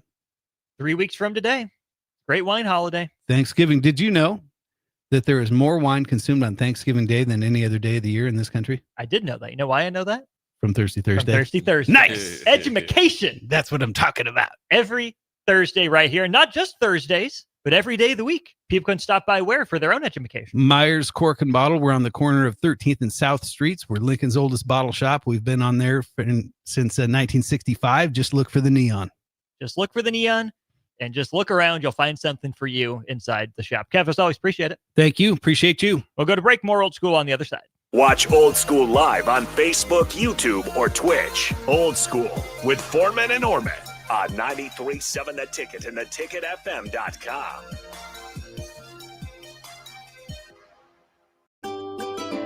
Load up on meat and more this fall at the Mercado by Certified Piedmontese. From now through the end of November, Ferndale fresh turkeys are just $3.99 per pound and in limited stock. Perfect for your holiday meals. Plus, you can stop by for lunch on Fired Up Thursday at the Mercado East or Fired Up Friday at the Mercado North. With locations at 84th and Havelock, 30th and Yankee Hill, and now 85th and Old Cheney in Lincoln, or 168th and Maple in Omaha, get to the Mercado today for the best meat in town. All right, Lincoln, if you're a diesel technician who's ready to earn up to $40 an hour and you're tired of working nights and weekends, listen up. Inland Truck Parts and Service is hiring experienced diesel technicians right here in Lincoln, and they're offering what every hardworking tech wants. Monday through Friday hours, no nights, no weekends, and paid training on advanced diesel technology. With 37 locations across 12 states, career advancement opportunities are endless. Start building towards your future and apply today at inlandtruck.com. That's inlandtruck.com. Or text APPLY to 785-369-1320. Fall is officially here, and Brown's Shoe Fit has just the right style and comfort your feet deserve. Stop in to see a wide selection of all your favorite brands, including Brooks, Hoka, Echo, Keen, and many more. At Brown's Shoe Fit, they take the time to measure your feet to ensure proper fit. They also have the largest selection of Uggs and Hokas in Lincoln. Brown's Shoe Fit at 66th and Q. Have you heard about Advanced Medical Imaging Surgery Center? Located at 7555 Pioneers Boulevard, Advanced Medical Imaging Surgery Center offers compassionate, patient-focused care and provides outpatient surgery services, making it possible to have non-emergency surgery and return home the same day. Advanced Medical Imaging Surgery Center specializes in cardiology, vascular radiology, orthopedics, pain management, and much, much more. Give them a call today at 402-261-1085 or online at amimaging.com. Select Plumbing and Utility has been serving Lincoln and the surrounding area for 14 years, and they're not slowing down. Select Plumbing and Utility handles all your plumbing needs from faucets and water heaters to full renovations, and they can even help with your heating and cooling needs. They're also Lincoln's underground experts, repairing and replacing broken underground water and sewer lines since day one. Contact Select Plumbing and Utility today at 402-560-6197, assuring excellence in every situation, opportunity, and challenge. That's 402-560-6197. A lot of businesses say they're family focused, but when tough situations in life arise, the business wants anything but your best interests. James Enterprise Incorporated is hiring, and they will always treat their employees like family, just as they do their customers. James Enterprise Incorporated is hiring Class A and B CDL drivers, a shop tech, and a diesel mechanic. If you're looking for a career with a company that goes above and beyond to value you and your family, apply today at jamesenterpriseinc.com or call 402-432-6740. A business's phone is the lifeline to its customers and potential clients. That's why it's so important that you can take calls seamlessly from anywhere, whether you're on the road or in the office. Hamilton Business Technologies can help ensure your phone rings wherever you are. We can equip your headquarters and any of its locations with the right tools for smooth, professional call handling. As the official business IT partner of the Huskers, we know how to keep Nebraska businesses connected. Learn more at hamiltonisbusiness.com. Keep 'em Home reminds listeners that each winter, thousands of seniors suffer from weather-related medical difficulties. If you know a senior living alone or at risk, please check up on them. Make sure their furnace or heater is working properly. What better way to show you care than by taking a senior shopping? Even a simple phone call to assure their safety. This reminder is a courtesy of Keep 'em Home, serving our area with pride and integrity, providing in-home care for seniors and disabled individuals who are confined to their homes or need additional aid to complete their daily activities. For more info, call 402-937-7000. That's 402-937-7000. Keep them home, on the air because they care. Fall is here, and so are cooler temps, darker evenings, and slick roads. Is your vehicle ready for the change in seasons? At A1 Automotive, we've got you covered. From tire checks, brake inspections, batteries, and heater systems, we make sure your car is road ready for the Nebraska winters ahead. Don't wait until the first frost. Schedule your fall car care checkup today and drive with confidence all season long. A1 Automotive, always honest answers. Are you looking for an exciting new way to put your skills to work? Explore new career options in the fintech industry at Currency, a Sandhills global company. We offer full-time positions in financial sales, compliance, operations, and other fields. We also offer a 4.5-day work week, an attractive benefits package, and opportunities for advancement. Put your motivation to work and grow with us at Currency. Visit gocurrency.com/careers to learn more. Back to Old School with Foreman and Orman on 93.7 The Ticket and theticketfm.com.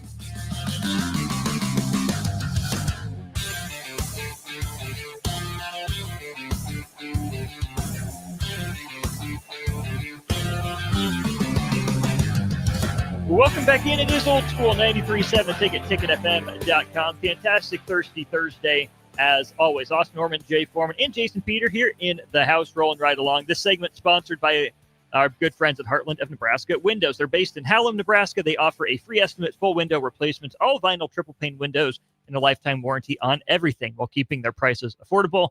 Heartland of Nebraska Windows is locally and family owned with their own team of installers. Give Heartland of Nebraska Windows a call today for more info, 402-430-3852, or visit them online, heartlandofnebraskawindows.com. Jason Peter, welcome into the studio, good sir. Yeah, thanks for having me. Got me on here? There we go. Oh, yeah, we got you. Yeah. Have you had as good a week as one of your colleagues, Jake Sorensen? They've been going after him online, huh? I don't know if anyone's had as good a week as Jake. He had a little bit of comeback. He got a little. I think people had like a little sympathy for him. He got a little bit of.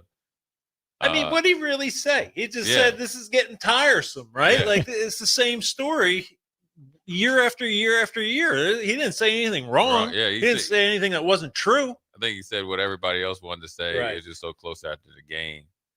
And Jake's a Dolphin fan. So his world is horrible right now. And so that boiled over into it too. But yeah, now Jake will be around here. By the time we leave, he'll pop his head in there. He's still up and upright. Yeah, And, that was funny. I saw that stuff. People just going after him. It's like he didn't say anything that bad. I mean, everything that he said was pretty true. Jason, here's the deal. I done probably went out there listen, there's been times I want to punch Jake dead in his face. Right. All right. Headbutt him too. Whichever, right? I've kind of measured him up a little bit. I like Jake though. Jake Sorensen, thank you, Mr. Jason Peter. I regret as nothing. much as I went to bat for him right off the rip. Right. Didn't get a thank you. You come in here fresh and fresh. You come in here on a Thursday. Hey, Jason, this is 3 or 4 days of me kind of, going out there and kind of, taking some arrows for him. Never showed you any gratitude. No gratitude. Jason Peter says something. Not only does he thank you, he says on the text line. So I let you know he's listening. I got your back, Jake. Yeah, Jake, and you want to see? Yeah, and Eric, you see this dude. Eric says Jake deserves a throat punch, but we'll get right to it, Jason. I'm glad you were able to come in because the hour goes by too quick. Yeah. We had talked about earlier about the counter, and I was talking from a linebacker perspective. I think a lot of Nebraska's problems is self-inflicted, like lining up right, knowing the play, all that stuff. And I was talking about the biggest thing is when we used to play a team that used to run a counter or like a toss or boss, where your gap will move. Yep. Talk about the importance of the D lineman to know that and how you play it. Yeah. Because I think say like you're running like we used to call it a storm stunt where the 3 technique goes into the A gap, but they're blocking down on a counter. And so the counter is going away from you. Talk about what the defensive lineman has to do when you're moving almost away from where the ball's going to hit. So when say you're on the right side of the line of scrimmage and you're coming from a 3 technique down into A gap, right? So you're stepping in with your left foot like on a 45-degree angle, and then you want your left foot, right, should step on that 45-degree angle. Your right foot has got to get vertical, right? Like it can't be one of these where you're stepping with your left and then your right stepping over your left, and you're kind of stepping in a barrel is what Charlie used to say. So it's especially when they're trying to move you down that way, right? So you got to fight pressure with pressure, and you saw it a lot against SC, right? Because I mean that's what's his name? They love counter, right? I mean they'll run counter out of 15 different formations. But at the end of the day, for the guys up front, it doesn't change anything. I mean, you get down blocked, depending on what your alignment is, but you got to maintain your ground where you can't get washed to the other side of the center. The defensive end, when when action goes hard inside on you, your eyes need to go inside as well. So the second that your eyes are inside, they should see a big guard or the tackle and whatever combo they have, whether it's H back and guard or a guard and tackle. But you need to go down and blow that thing up, right? You need to take those 2 linemen that are pulling out of the play. You need to sacrifice your body. And watching a lot of the game, I just didn't see that, right? I see them almost trying, like kind of slow playing it. And it's like, no, you need to go down and blow that up. It also made me say, we also need to be in a 4-man front. Like they should think about going to like a 4-3 or a 4-2-5, something, right? Like nickel all the time, or like a hybrid type of. But we need another big guy out on the field. Yeah, that's when Notre Dame. I was talking to Austin, and we did a little bit of a breakdown where Notre Dame really was able to kind of stymie their offense. And Nebraska did well against the pass, is that they were able to win. And I want to ask you this, Jason. I would say we've won in the games, right? And people didn't realize that we went in the games knowing, heck, you were playing when, Matt Turman was playing, or like when Brooke was compromised and went out there, where the defense had to win it, right? Where we knew probably getting on this plane, if this was us, we got to pull our weight, right? But we also knew there was times that we had to win in a 7-man front based on, heck, when we were playing against Florida with all those dudes, we had to win up front. That's what Notre Dame did really well. And they're 6 against their 6, USC 6 against Notre Dame 6. They won. Somebody won. And I always call it doing your job and then playing football. And that's where I think they struggle a little bit, or really need to get a little bit better at, is just knowing what you're doing, but then go play football. There's only one football. Yeah. I don't need to go left and that ball's going right because I got to go get over there. Like there certainly is technical issues, alignment, all that stuff, technique that we're seeing. But at the end of the day, stopping the run is an attitude. Right. Do you know what I mean? Right. It's a mentality. Right. Like you need dudes out there that are not going to get blocked, just refuse to get blocked. Right. Do you know what I mean? Like they should have enough skill set that ultimately got them on the field. But now that you're on the field, now you have to raise your level of, intensity, mentality, all of that stuff, and you just, to me, you're not seeing it, especially with the guys up front, or, even in the front seven. Front seven, usually you got to take it upon yourself to win in the run. Yeah. That's where that mentality, and then winning against the run. Also, I want to ask you about this is more of it's more mental marathon to continue to do it. You know what I mean? Continue all right, here we go. Like, you're down there on we used to do a Gator Light or whatever. Right. All right, we got to really retrain ourselves because you might do it for a couple series or a couple quarters, but the most important is the next one. Yeah. And that's probably where they also need to understand. Yeah, you might do it. You start out pretty good against the run, but it's a 4-quarter game. And until you really establish yourself, and you don't know what USC's breaking point is. Right. So you got to really go kind of blindly into trying to doing that. Well, and now, I mean, I can't imagine that any of the 3 games that we have left, where they're just going to be like, oh, we need to chuck it all over the field against these guys. I mean, these teams are going to line up and they will test your manhood to start off. I mean, unless you can prove that you can shut down the run and that you fix some of these problems, you're going to get it for the rest of for the remainder of the season. Yeah, I think, like, I want your opinion. I think it's fixable. The plan is there, so in my mind, it's easy, but it's hard to do. Right. Is that right? Do you think? You know what I mean? It like they know what to do. Simple, not easy. Yeah, simple, not it's simple. Oh, without question, I'm sure the coaches, are teaching the technique and telling them exactly how they have to do it, but. There is an intensity to getting your mind right for games, right? And the ability to line up play after play after play, even when there are plays in there where you're getting your ass kicked, right? Then somehow or another, you got to find a way to let that play go and get lined back up again, like you just been dominating for the last 3 quarters. Yeah, because I always say this: if you ain't got your ass kicked, you ain't tried hard. Yeah, because everybody's got thrown out the club or embarrassed. And so that, really, for this, and I want your opinion, Jason, you're going out to California. This is every game is a must win, but I think for this team, where they're at, it's a must win for the guys that are supposed to be the guys. Yeah. This is where, you needed defenders to play well. This is where you need everybody to play. This is not a game that ooze into. Talk about how long before a game like that, the preparation starts. I mean, I know, but for our young listeners, they don't really know. I mean, it starts from the moment that you wake up from Saturday night. Like the transition has to be to who's up this week. And think back to our 2 losses that we had was Texas and Arizona State. And I know just with the guys that we had, we were ashamed of what happened. We were embarrassed. We didn't want to show our faces anywhere. We didn't want to speak to the media. We just wanted to get back out on that game field so that we could prove that this last week was just a fluke. But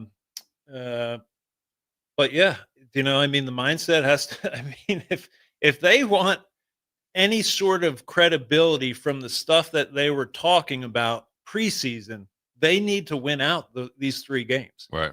If that's possible, that's up to them. I mean, they're all winnable games, but you're going to have to do stuff that you haven't done yet really all year, or you've done it in bits and pieces. You got to put it together for 60 minutes, and that's coaches included, right? Because there is blame to go around on everybody here. When you look at the offense, defense, maybe not special teams. Mike's done a pretty good job there. But there, the timeout thing, that blowing 2 timeouts on one drive in the third quarter, that's unacceptable. And one of them because you're tied up with the ref, screaming about the play before that's not their problem. The kids that are out there on the field, waiting for the call or what to do. Right. So everybody has to take accountability. And I'm not saying that they haven't taken accountability. I'm just saying that everybody needs to take responsibility for their own actions. It's the only way that you get better as a team. Yeah. Right. Yeah. And hopefully just from the little experience that we had, but I could, just sometimes you can speak on this, sometimes in the pros, when you have I call it a self-inflicted loss, right? Maybe USC. Right. I mean, USC played good. They did what they needed to do to win, but you definitely felt like at times Nebraska had control of the game. Yeah. You lose, and we've been there, and I mean, especially in the NFL, you can lose. Oh yeah, it can change quick. Listen, Randy Moss come out there, decide to do something. The game's over like that, and you don't have a choice. Oh yeah. But sometimes out of that, you actually can make a huge step. I remember where we had a bad loss in Buffalo, and we had veteran guys. We had Hall of Famers once we had a team meeting. And it was like a come to Jesus where Bruce Smith was even calling out guys on the practice squad. Right. We're not playing good because you're too comfortable. Right. So we need you to, so when you're talking about everybody has to be accountable, it's even down to the practice squad. You got to give them the best look and challenge them enough in however much you practice.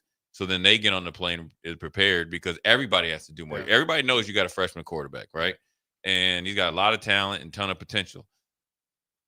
If he's not scared, then he needs to clone himself. Right. Or not scared, but if he's not nervous, he needs to clone himself. So as a good team, you got to rally around him knowing that you got a new guy starting. Yeah. And so everybody's got to play better. Yeah. So, it's only going to come proof in the pudding. It's not like you're playing Ohio State and you got them. Right. It's still UCLA. You're probably as talented or more talented than them. They're playing good, but you definitely got to go out there and perform. Absolutely. It's funny, you see people are upset, I guess, because UCLA is favored by what 1.5 or something. And they're upset because they're 3-5. They have fired their head coach, their offensive coordinator, their defense coordinator, 3 weeks ago or something like that. And they feel disrespected. As a Nebraska fan, they feel disrespected. Right. And it's like, you are what you are. Do you know what I mean? Yeah. All you can be judged by is what you've done so far. And what have we done so far? Not much. You have a decent win against Cincinnati, but your other wins are not quality. They weren't going to get you into the playoff if it came down to, picking between 2 or 3 teams. Right. That was going to be the issue, I think, for Nebraska, even if you had won out and finished 10-2 or whatever, the regular. I think ultimately that's probably why you would have been left out, is because you don't really have quality wins. Right. But at this point in the game, right? You're not playing for a college football playoff berth. It's about pride, right? Now let's find out who you really are, right? Because with nothing really, I mean, there is stuff on the line, right? Obviously, you want to go to the best bowl that you could possibly go to. But I just think at this point now, where that goal that you've been preaching, that you've been talking about, since Big Ten media days, about getting that college football playoff berth. And that's one of the tricky things about constantly kind of dangling that carrot, because then once it's removed, once it's gone, what are they playing for? Right. And I think that's and obviously we didn't have the playoff back then, but TO was always a master at, the next game is the biggest game of your careers, and that's the way it was no matter who we were playing. And that's just not, me sitting here 30 years later talking about, everything that TO did was great, but that was one of the things he was great at. And I'm not exaggerating it. And you can attest to that. He made whoever we were playing feel like this was the Super Bowl of our season. And it was for 13 weeks out of the year that he did that. And he was a master at that. I think you have to be cautious as to, what your message is at the start of the season, right? It should be about just becoming the best possible football team you can be, improving week after week after week. When you start to hang these kind of visible goals or, playoff or national championship, and then that stuff is removed, then you run the risk of the whole bottom falling out. Yeah. Let me jump in here real quick. We talk so much about the physical grind of football for obvious reasons, but if you're treating 12 games like a Super Bowl, what kind of mental toughness and mental endurance does that take to treat every game with that same sense of urgency? Go ahead. Yeah, I mean, it's a grind. Yeah, it gets exhausting. Yeah. I mean, but that's what you rely on your training in the way that we pushed each other and wouldn't let each other down, even when you would think that it's too much. Then you start to look at your teammates and it's never enough. So I mean, that's kind of where I was at. And I think naturally you think, okay, 12, but 12 weeks in the grand scheme in within a year. Do you know what I mean? Like if we can't dial it in for 12 weeks, then there's nothing wrong with anybody else. There's everything that's wrong with us. But yeah, Coach was always on top of us. He always eliminated as many distractions from us as possible. Like jersey things. There were times where somebody floated an idea about us wearing all reds or all like whites or long socks something, or something and Coach would get wind of it, and he would get up there and be like, "We are not doing this. You understand? This is not going to become a distraction. We wear the jerseys that we wear because people think, well, how big? Well, do you know what? Then you got guys coming in. Well, these shoes don't go with this uniform. Now they're, do you know what I mean? These gloves, everything kind of takes on a life of itself then. And it just becomes a small distraction, turns into a big one. Like, I know people blackout and everything was great. And it was a cool environment. Are we a blue blood? We're definitely a blue right? blood. We're a blue blood, right? Like, and even when you look at the teams that have won championships lately, how many of them have like the rotating jerseys going on? Like, not many, right? I don't know if any. I mean, Oregon does. Ohio State Oregon does maybe like they do that great thing or whatever. So they'll do one, right? Yeah, So one. and I don't have a problem. they've with earned that. the right to do it. If you've got, that as well too. Sometimes I think we're worrying about things. We're kind of putting the cart before the horse, right? Like, let's take care of business first. Let's make sure we're a good football team, right? Right. Not talking about how good we are at the start of the season, but let's be a good football team from start to end. And, when you start winning these games, then I think it gives you the right to be able to, if you want to, flirt with the idea of doing stuff like that. But I just think, remove all distractions, right? Especially we hear about how much these guys have on their table, nowadays with NIL and all the social media and everything. A lot of that stuff is stuff that they accept or they bring into their life, right? Like you can choose not to. I know there are players on this roster that don't take part in all the social media stuff. And you know what I mean? So it just takes a collective effort. Like you all just need to agree, like, hey, we're not going to do this, right? Like we are just going to focus on football this year. Yeah, we had. I'm looking at 1033 Oak Street. Ours was Oak Street. Yeah. What Jason was talking about real quick before we go to break, is the expectations and standards that T.O. used to talk about. Is like the expectations are what everybody else is thinking. Our standards is just how we just go day by day, and that's really which I remember. Coach Samuel broke down the 12. So he was talking to me, and he was talking. Well, we were in our meeting room. I knew he was talking to me because Grant had played, Jared had played, everybody else had played. I'm coming off red shirt.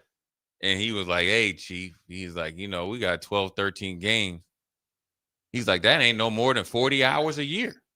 And I was like, 40 hours? He's like, I need your best. They need your best for the maximum 40 hours. He was counting in maybe overtime and stuff like that. So when you really dummy it down, like you said, 3.5 hours, you times it by 12, how many hours that is? It's 38 hours or whatever, 40 some hours.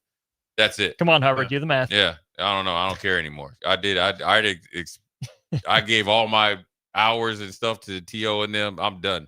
But that let me know how focused I had to be when I was like, oh, there's 365 days, and you break it down to say 56 hours. That's just 2.5 days. Right. Like I can get busy for then. And then he started to really dummy down the whole game. once they do that, they'll be all right. But we'll take a quick break, come back. We got a short segment, top of the 5 o'clock hour. We'll dive into more UCLA and obviously USC recap. Jay Foreman, Jason Peter, Austin. We'll be right back. You're listening to Old School with Jay Foreman and Austin Orman. Download the mobile app and listen wherever you are on 93.7 The Ticket and theticketfm.com. Keep 'em Home reminds listeners that each winter, thousands of seniors suffer from weather-related medical difficulties. If you know a senior living alone or at risk, please check up on them. Make sure their furnace or heater is working properly. What better way to show you care than by taking a senior shopping? Even a simple phone call to assure their safety. This reminder is a courtesy of Keep 'em Home, serving our area with pride and integrity, providing in-home care for seniors and disabled individuals who are confined to their homes or need additional aid to complete their daily activities. For more info, call 402-937-7000. That's 402-937-7000. Keep 'em Home, on the air because they care. 93.7 The Ticket, Fox, KFXL weather. Brought to you by Bryant Air Conditioning, Heating, Electrical, and Plumbing. Your Lincoln forecast for today, we'll see probably sunny skies. It will be breezy. The afternoon high around 65. Tonight, decreasing cloud cover, light winds, and a low around 43. And tomorrow, we'll see mainly sunny skies. It will be breezy again. The afternoon high near 66. I'm meteorologist Kyle Fleck for 93.7 The Ticket and theticketfm.com. If you're seeking a career with a growing company, Gaina Trucking and Excavating is hiring and looking for additions to their team. Gaina Trucking has a strong team culture, competitive pay, 401ks, and benefits like health, dental, and vision.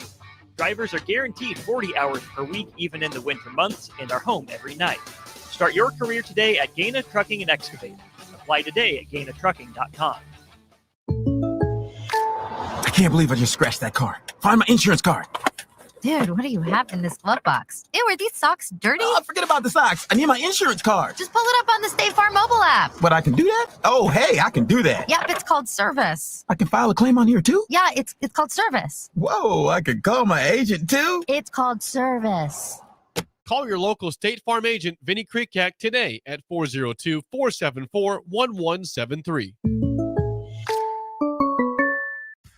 When it comes to concrete, Stevens & Smith Construction doesn't stall. They go for the takedown.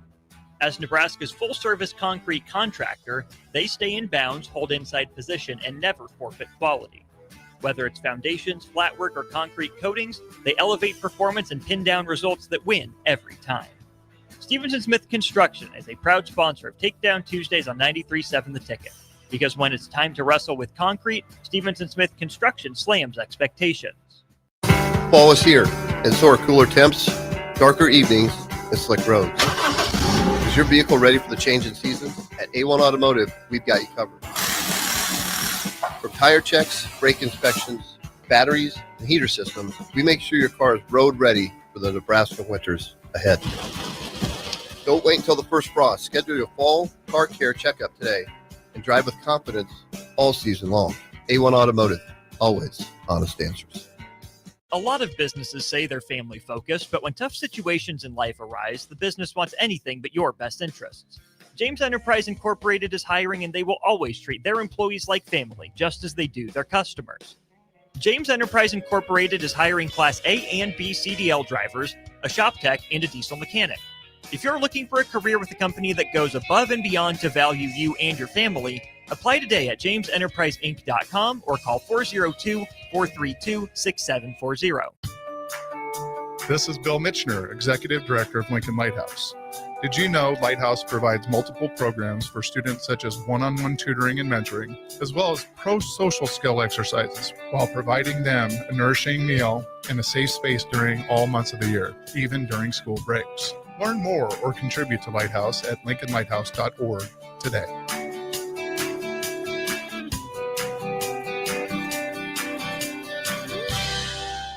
Schweizo Construction is now hiring for skilled craftsmen, steel erectors, concrete workers, and general laborers. Schweizo Construction offers great benefits like premium wages, health and dental insurance, paid holidays and vacation, 401k with company match, life insurance, and disability insurance. They pride themselves on a legacy of 40 years built on integrity and trust. Joining their team means becoming part of a family that values hard work, dedication, and mutual respect. Apply today at Schweizo.com. That's SCHWISOW.com. It's the best time of the year to order a new John Deere self-propelled windrower from Landmark Implement during the early order program. Hay harvest is a race against time. Order a new John Deere self-propelled windrower to harvest your hay quickly and efficiently while promoting quick dry down for quality hay. Now is the time to lock in the best price of the year. Contact your local Landmark location for full details on a new self-propelled windrower and experience the Landmark difference. Looking for a financial partner that truly makes a difference? Modern Woodman is a member-owned fraternal financial services organization. We can help you plan for all stages of life, from protection to saving to retirement. We also offer member benefits, social activities, and volunteer opportunities to help your family and community. I'm Sean Erickson, your Modern Woodman representative in Lincoln. Call me at 402-483-6515 to start the conversation. Modern Woodman of America, touching lives, securing futures. Back to Old School with Foreman and Orman on 93.7 The Ticket and theticketfm.com.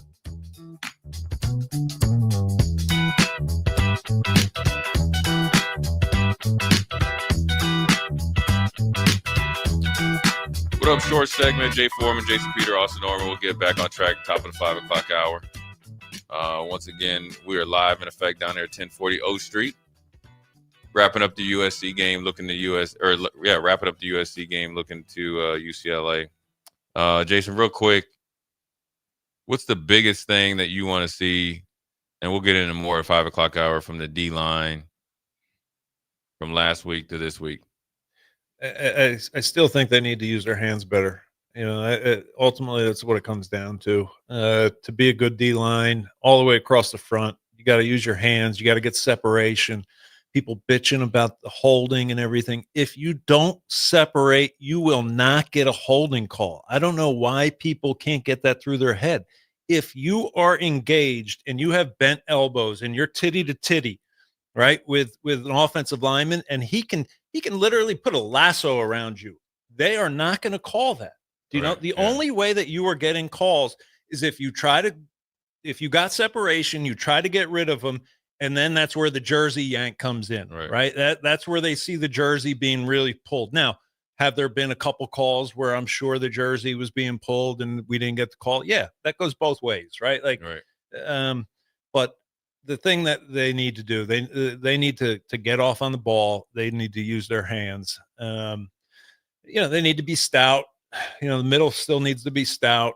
There's too much movement there in the middle of your defense. Gaps are getting, wish-washed, and nobody knows, well, that gap got completely annihilated because the guard took the nose guard, back to where the left cornerback is lined up. And it starts there. I mean, we always hear it. It starts up front. And then if you don't have it up front, then you guys are going to struggle, to figure out where you fit. And when you're talking about run fits, you've got to know. There's no guessing, right? Right. Yeah, you got to know. You got to know. Yeah, you got to know that, and you got to be on it. And you learn that we learned it very early. Obviously, when you play against the option and all that, you got to be on it, and you got to be defined. One thing they need to do besides obviously play with better technique, I think leverage is huge for the first and second level. That was your pad. I call it leverage pad level. Yep.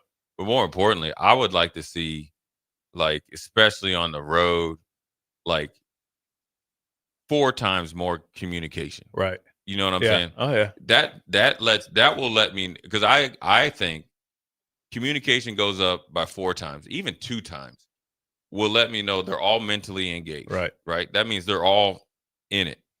Secondly, that lets me know when they're all in it, they'll play better. Right. You know what I mean? Yeah. Because if I'm communicating front or, to Jason and them, they're going to be more free. If I'm giving them tips, they're not always right, but it's a little bit of an ease. And if I'm communicating with the back end or to a nickel or whatever you got in there, dime, everybody's on the same page. Right.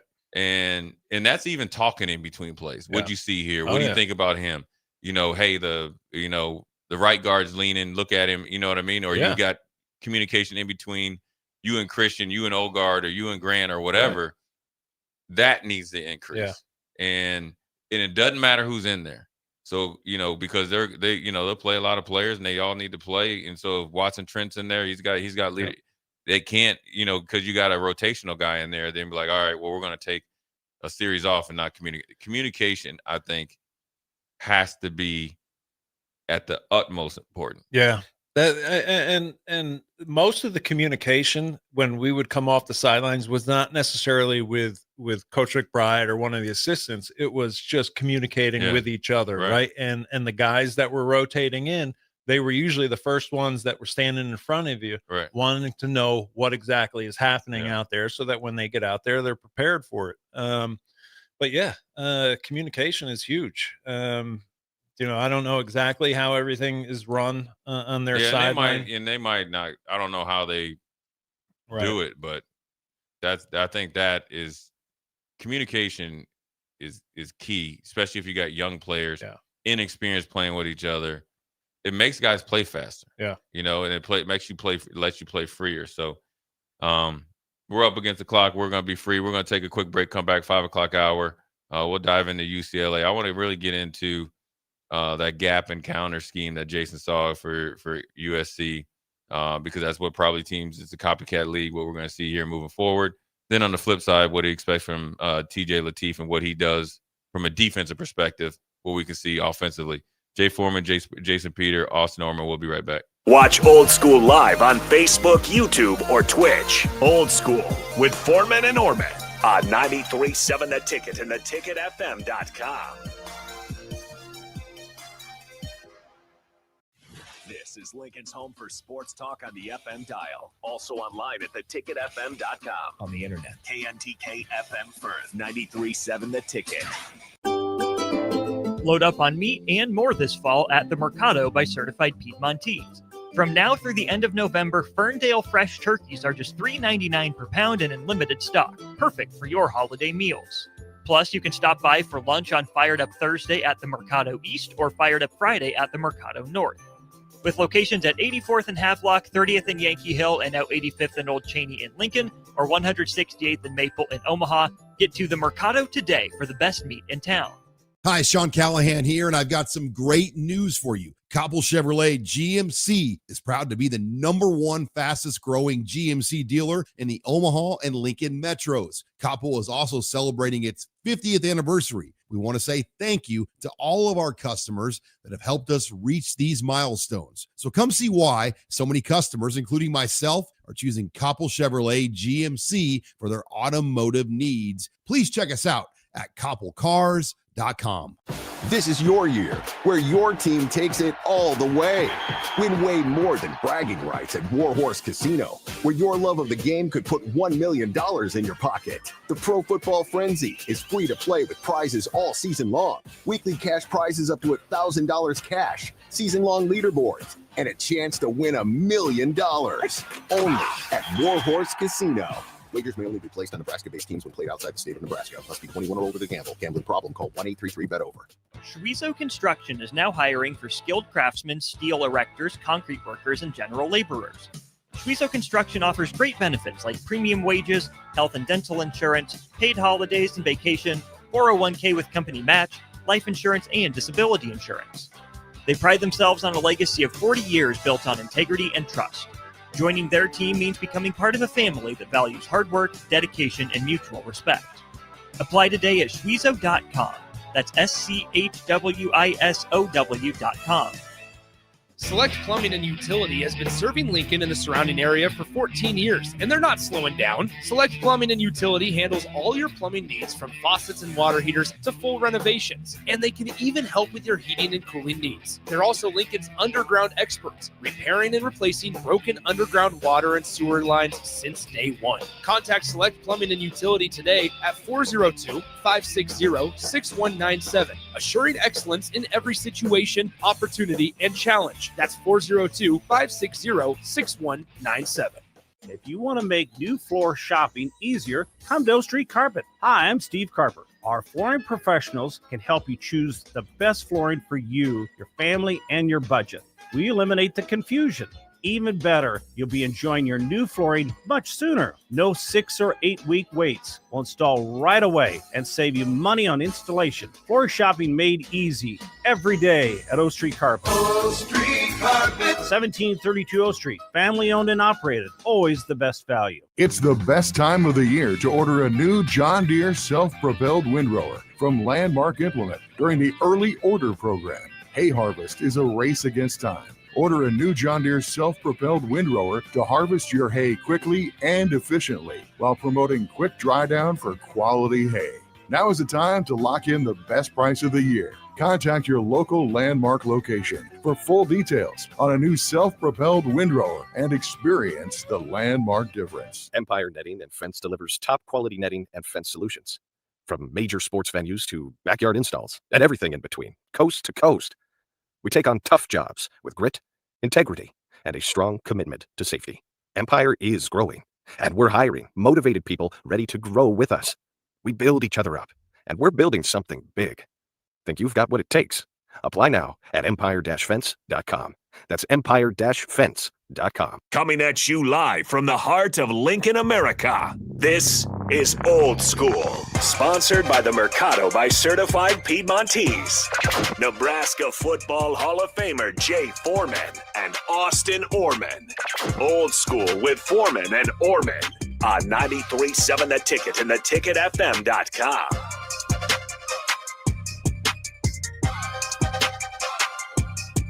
What up? We're back. Jay Foreman, Jason Peter, Austin Norman, Old School, the new school way.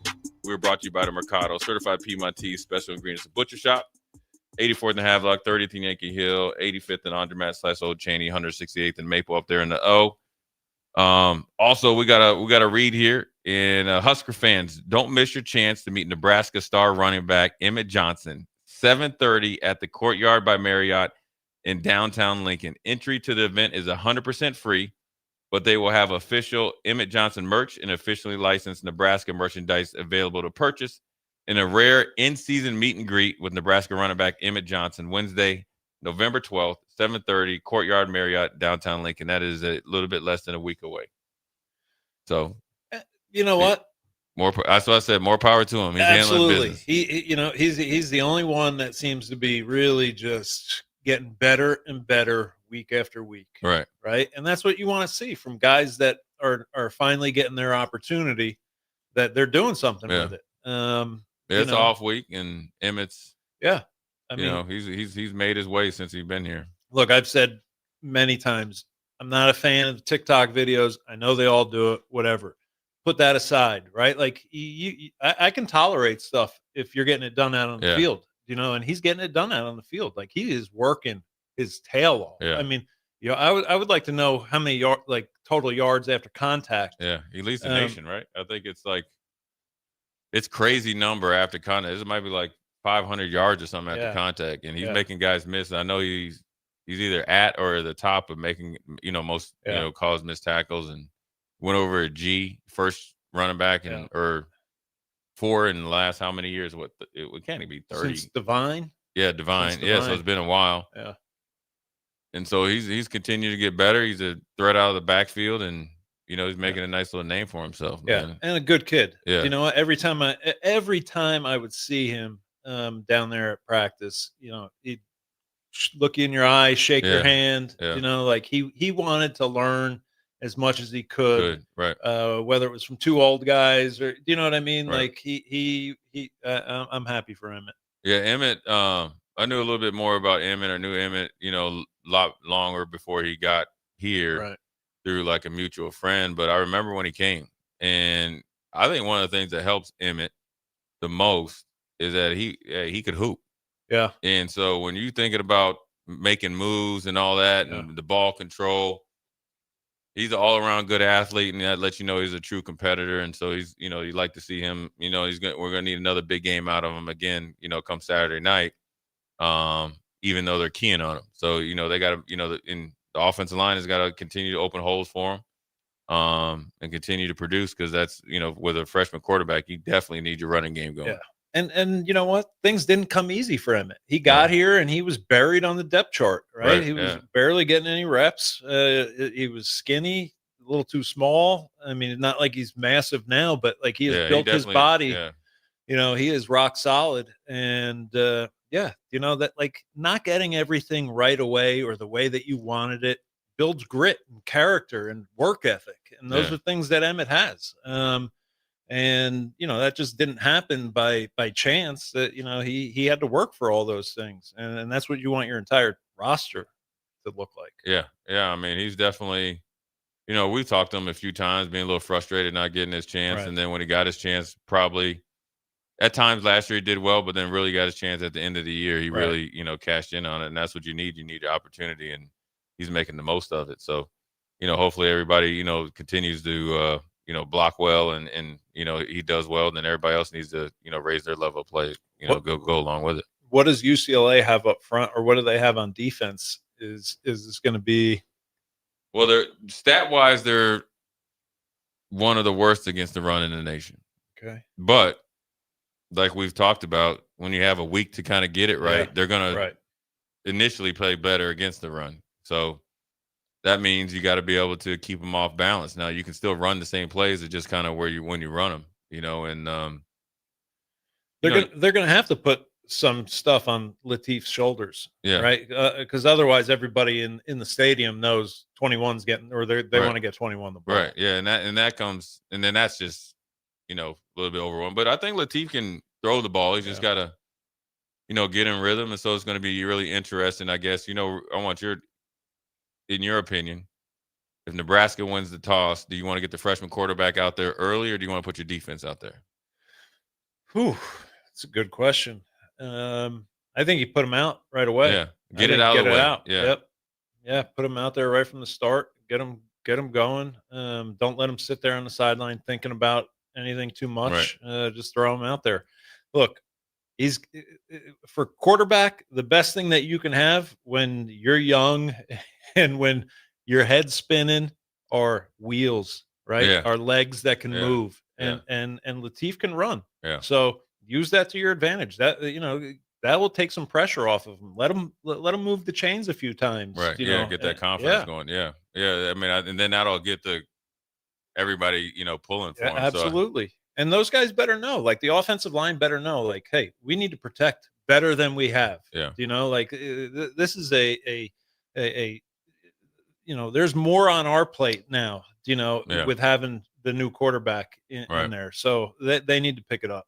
yeah, everybody needs to play Yeah. better. I mean, you know, receivers, we need to create clear pictures for him. That's against zone or man or combination coverages. So his reads are a lot easier. Right. And, you know, we've all played with young players, whether it's Yep. other defensive linemen, and in my case, linebackers or quarterbacks, you know, getting, you know, their starts. You know, there's nothing wrong with raising your level of play, you know, in the most, you know, dire moments. Right. And this is, you know, one of them. I mean, if Nebraska's ever, you know, going to go out there, and I expect them to win, you know, this could really propel you into some really, you know, good things where, sure, you're not realistically into the college football playoffs. You never know what could happen, but you have to handle your business. You go out and handle your business, come back and recharge for a week and continue to grow your quarterback. Yeah. You feel a lot better getting on that plane to go out there to, you know, Pennsylvania and Happy Valley. But more importantly, you got to handle your business. This is a maturity game, I think. Right. You know, how mature is your whole team? Yeah. Even the young guys. Yeah. Because a lot of the confidence that you mentioned is an interesting point, is a lot of the things that when we used to come off the field, it's a lot of the guys that might not play as much as Jason Peters, Jay Foreman, that are in it as much for the betterment of the team. Oh, yeah. If anytime those quarterbacks need to be invested, you know, because Dylan knew everything. You know, he kind of knows, you know, he has a good understanding of it. TJ Lateef, you better be there. Right. And say, this is what you know, because he might think it's cover 4. And like, oh, no, they just rolled into cover 3, rolled into it late. Right. So you need to be that, like, support system. That's the most important thing, you know, or as important as getting the, you know, from, I guess, Dana or Coach Thomas. Right. Yeah. I mean, everybody's got to be dialed in here. They just can't go out with, you know, 33 guys or how, you know what I Right. mean? Like Yeah. everybody who is making the trip. And the reality isn't, TOs used to say it to us, like, you're just one play away from being the Yeah. starter. Right. You know, like Literally. you better be prepared. Yeah. Right. Like, so, you know, and obviously guys on second and third team got a lot of reps back Yeah. in the day. Is not the same today with cut down roster. But one way or another, it's no excuse. Like Yeah. if your number is called, you better be ready to play, right? Like Right. that's just the reality of this game that is college football today. You need to be ready to go. Somehow or another, you find a way to get yourself ready during the week. Talk about what you think. We all had our first start. Yeah. You know, what do you think he's, you know, now it's on. Oh, Like, and- it's Thursday. Because it's Thursday. You know, there ain't no more practices. Right. I mean, Right. it's right around the corner. What do you think going through his mind? Oh, he's got to be nervous, especially he's going back to California too. First game starting.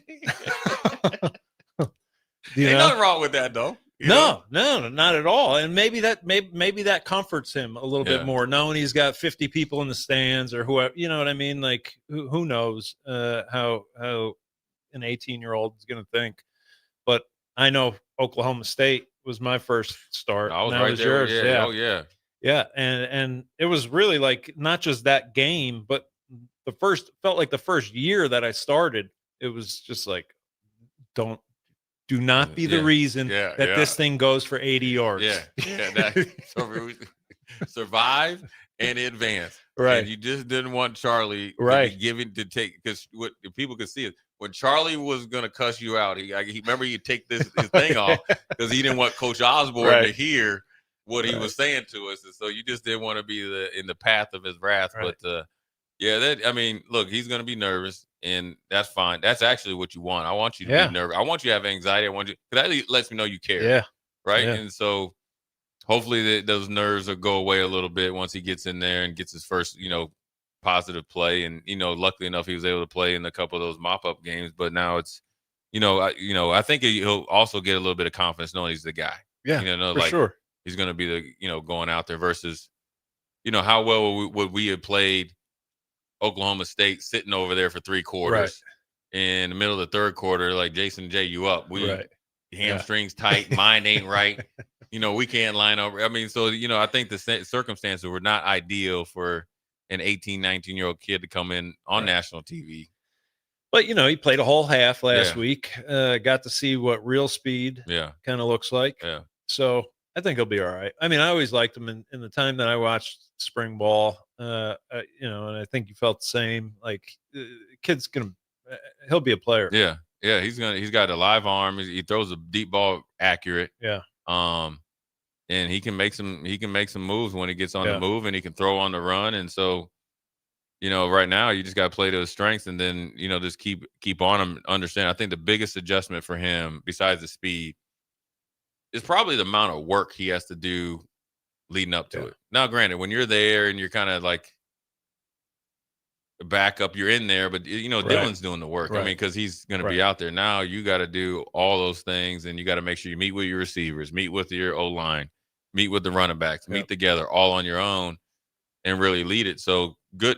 The good thing about him, he went to a pretty competitive high school. Yeah. So he's probably already done some of this. Now it's just magnified, and now you got to go, put it on display. Yeah. I'm excited to see what he can do. And not to say that whatever he does in this game is going to define his career for the rest of the way. I just think that if you go out there, a good game plan, defense has got to play well. He can't feel like every time they don't convert a first down or they're off the field, that if defense is giving up points, then that's just going to add to the pressure, right? If we get down 14 or something like that, then he's going to start feeling like I got to push things, and then we're going to get into trouble there. Right. Yeah.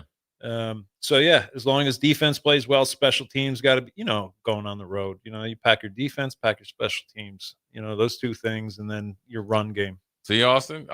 Jay said that at 3:00 today. Yeah. 3:00 today. Here we are, 5:20. Bang. That's Coach Osborne. Yep. Like you guys played in the same system for 4 years or something. Yeah. Huh. Yeah. I still don't. Do you still believe that 2 days before the game was the most important sleep? Jack Stark. That was Jack Stark's belief. Yeah. I don't know. It's important, I guess. We didn't have a choice because we had curfew, but I don't know. Yeah. Did you ever listen to the Jack Stark sleep tapes? You know, the CDs that he had made up, and I did like once. Yeah. And then I was like, man, I can go to bed on my own. But was it the same sleep? That's the question. Oh, Just because you can get to sleep on your own doesn't mean it's the same quality of sleep. Christian Jay. would listen to those things when we would go on the road, and problem is he'd be cutting logs before I would be asleep, and then trying to fall asleep Yeah. with your roommate who's snoring, you know, Yeah. like a bear. That makes it hard. Yeah.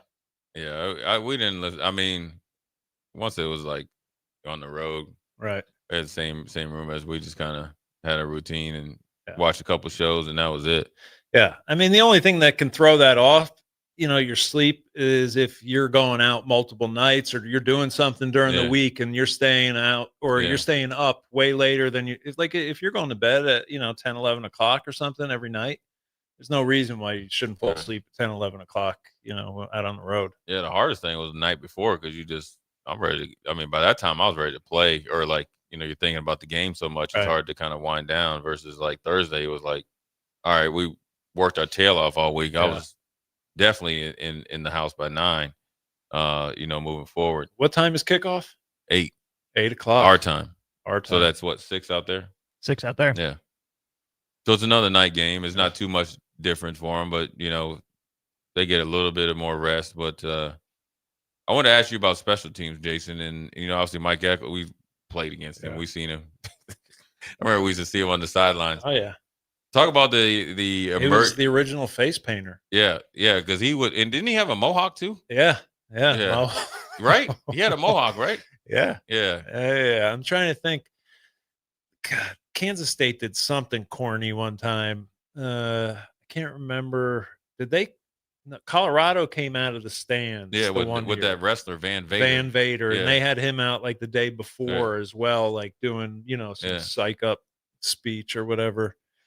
But there was something Kansas State I felt like did as well too. It wasn't coming out of maybe the tunnel, but or coming out of the stands, but there was something there. But yeah, back then, to be the first face painter. I'm not a big face paint guy anyway. If you need to put your makeup on, before the game, you might have other issues than just being a face painter. But so I wasn't a big face painter. Obviously, it works for some guys. But Mike was the original, as far as I know. Yeah. He's the first one that I can remember. Whoever kind of did he took something. it to a with max. it. Yeah, I always remember I was on kickoff return, and I was looking down there. You got his face. I was like, "Is that him?" Because you can hear about him all week, and then he kind of did. Like when Kansas State he'd be the guy jumping up or nothing. But back to special teams. Talk about we've obviously been around when special teams has been null and void around here for since probably Des Moines personnel, right? That was back in Bo, and was Nice Mike too, right? Was he with Nice Mike? So it's been quite some time.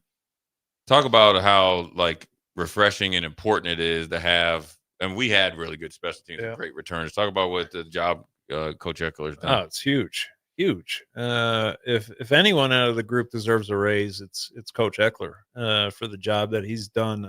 Literally special teams was non-existent prior to him coming.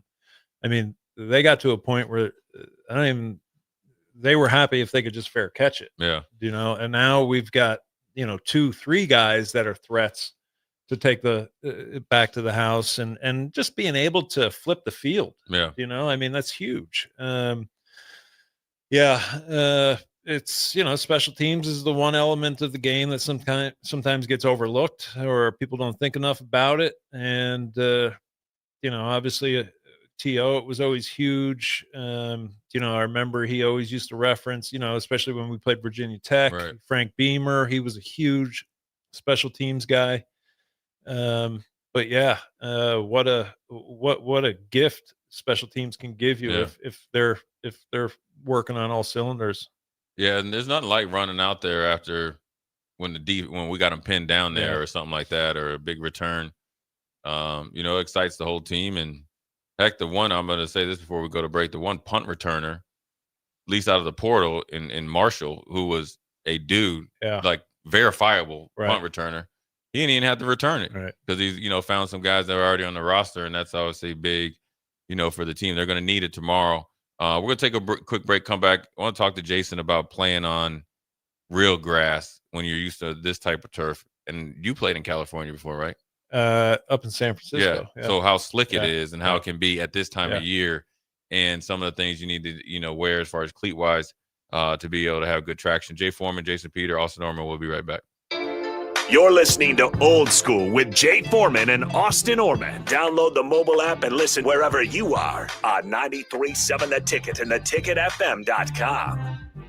Select Plumbing and Utility has been serving Lincoln and the surrounding area for 14 years, and they're not slowing down. Select Plumbing and Utility handles all your plumbing needs, from faucets and water heaters to full renovations, and they can even help with your heating and cooling needs. They're also Lincoln's underground experts, repairing and replacing broken underground water and sewer lines since day one. Contact Select Plumbing and Utility today at 402-560-6197, assuring excellence in every situation, opportunity, and challenge. That's 402-560-6197. Load up on meat and more this fall at the Mercado by Certified Piedmontese. From now through the end of November, Ferndale fresh turkeys are just $3.99 per pound and in limited stock, perfect for your holiday meals. Plus, you can stop by for lunch on Fired Up Thursday at the Mercado East or Fired Up Friday at the Mercado North. With locations at 84th and Havelock, 30th and Yankee Hill, and now 85th and Old Cheney in Lincoln, or 168th and Maple in Omaha, get to the Mercado today for the best meat in town. MWR is dedicated to building attractive, affordable steel buildings that exceed your expectations. From commercial to residential to agriculture storage, steel buildings are cost-effective, attractive, and versatile. Plus, they're a lasting investment and an ideal choice. MWR uses Sentinel Building Systems out of Albion and can service you all over the state and region. If you have interest in a steel building, post-frame building, or fencing, give MWR a call today at 402-980-5273 or go to mwrbuildingandfence.com. Empire Netting and Fence delivers top quality netting and fence solutions. From major sports venues to backyard installs and everything in between, coast to coast. We take on tough jobs with grit, integrity, and a strong commitment to safety. Empire is growing, and we're hiring motivated people ready to grow with us. We build each other up, and we're building something big. Think you've got what it takes? Apply now at empire-fence.com. That's empire-fence.com. Schweizo Construction is now hiring for skilled craftsmen, steel erectors, concrete workers, and general laborers. Schweizo Construction offers great benefits like premium wages, health and dental insurance, paid holidays and vacation, 401k with company match, life insurance, and disability insurance. They pride themselves on a legacy of 40 years built on integrity and trust. Joining their team means becoming part of a family that values hard work, dedication, and mutual respect. Apply today at schweizo.com. That's schwisow.com. Looking for a financial partner that truly makes a difference? Modern Woodman is a member-owned fraternal financial services organization. We can help you plan for all stages of life, from protection to saving to retirement. We also offer member benefits, social activities, and volunteer opportunities to help your family and community. I'm Sean Erickson, your Modern Woodman representative in Lincoln. Call me at 402-483-6515 to start the conversation. Modern Woodman of America, touching lives, securing futures. It's game on at Elway Power Sports of Lincoln, Nebraska's premier power sports dealership. Score big with rebates up to $2,000 on the Kawasaki NAV, Kawasaki's first ever fully electric personal transportation vehicle designed for cruising the good life. Be the first to NAV your neighborhood. Elway Power Sports of Lincoln has you covered all under one roof with a large selection of side-by-sides, ATVs, motorcycles, and personal watercraft at their 27th and I-80 location, where they can't wait to get you set up for football season. Attention all Wings fans, Buffalo Wings and Rings has daily specials that will make you want to stop in on all days of the week. Kids eat free on Mondays, and on Tuesdays enjoy 40% off boneless or traditional wings at a price that makes the whole family happy. And come back on Wednesdays for $1.39 chicken tenders all day long. Get to Wings and Rings today, 68th and O, or in Williamsburg Village. Rick Heyman here from Starter Heyman Jewelers. I want to personally thank our great customers for voting us once again the best of Lincoln. At the same time, we're celebrating our 120th year in business in the great state of Nebraska. You can count on Sauter Heyman for the very best quality, value, and customer service. When it comes to your jewelry needs, visit us at South Point, Grand Island, and the Outlet in downtown Lincoln. Visit us today at sauterheyman.com, and thank you for your continued trust after all these years. The 2026 Love Nebraska schedule is here. Season 2 features 10 opportunities to catch your home team in Nebraska, with 9 at Baxter Arena and 1 at the Heartland Events Center in Grand Island. More matches means more chances to see your favorite pro volleyball athletes, like Lexi Rodriguez and Jordan Larson. Check out the full schedule by visiting lovneb.com/schedule. Back to Old School with Foreman and Orman on 93.7 The Ticket and theticketfm.com.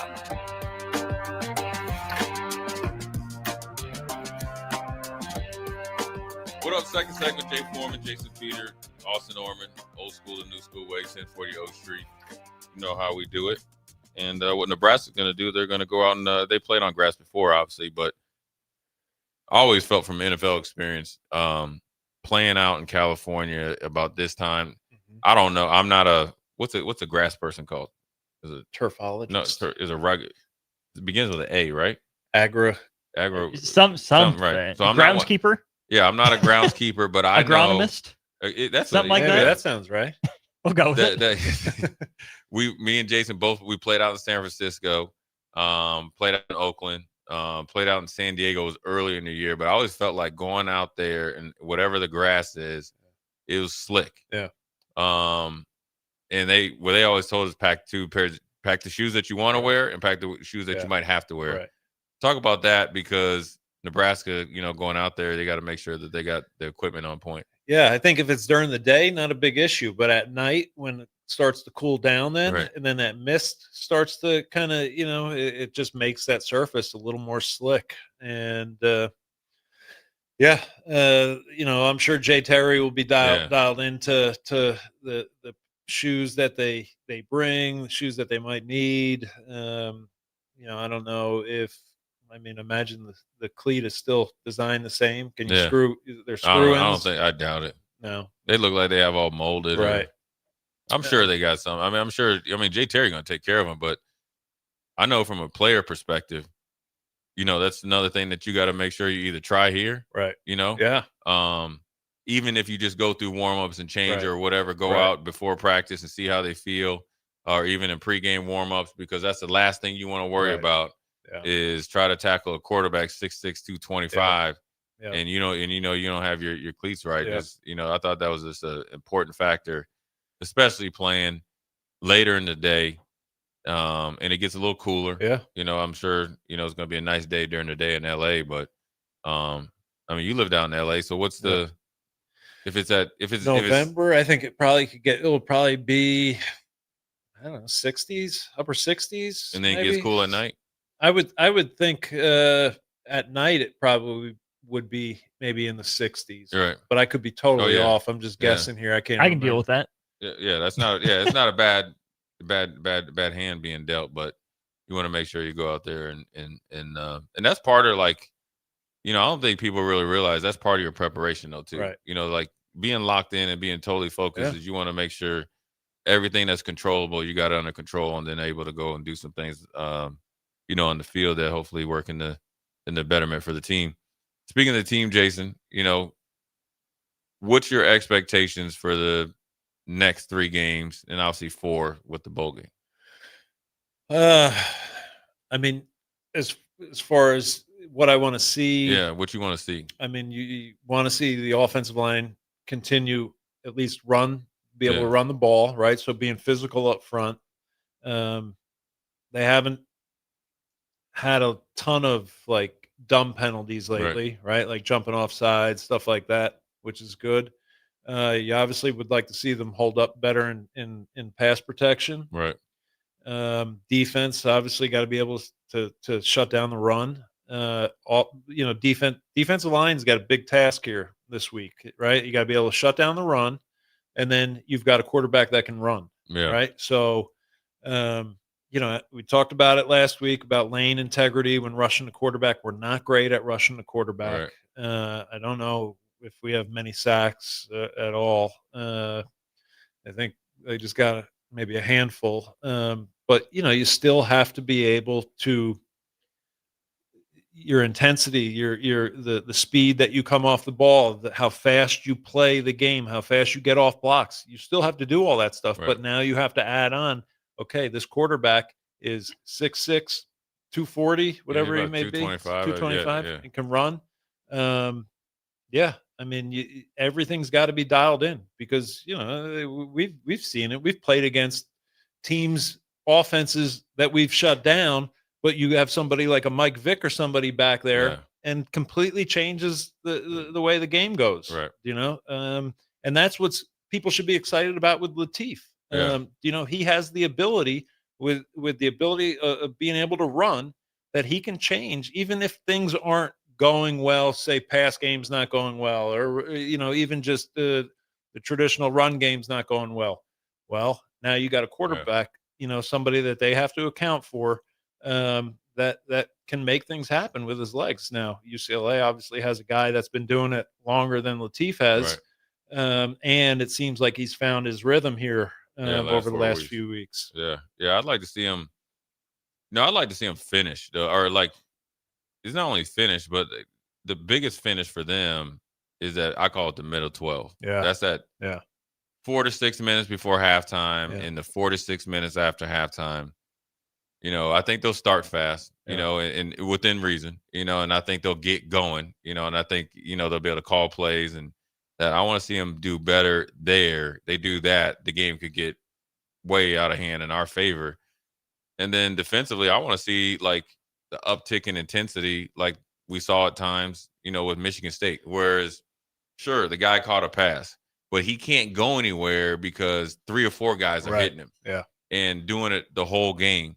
And I don't want them to be perfect no more. I think maybe they're trying to play too, we've been there trying to do it. No, just go play like a wild man. And all 11 of you guys go play football. I want to see you guys go do it and then finish.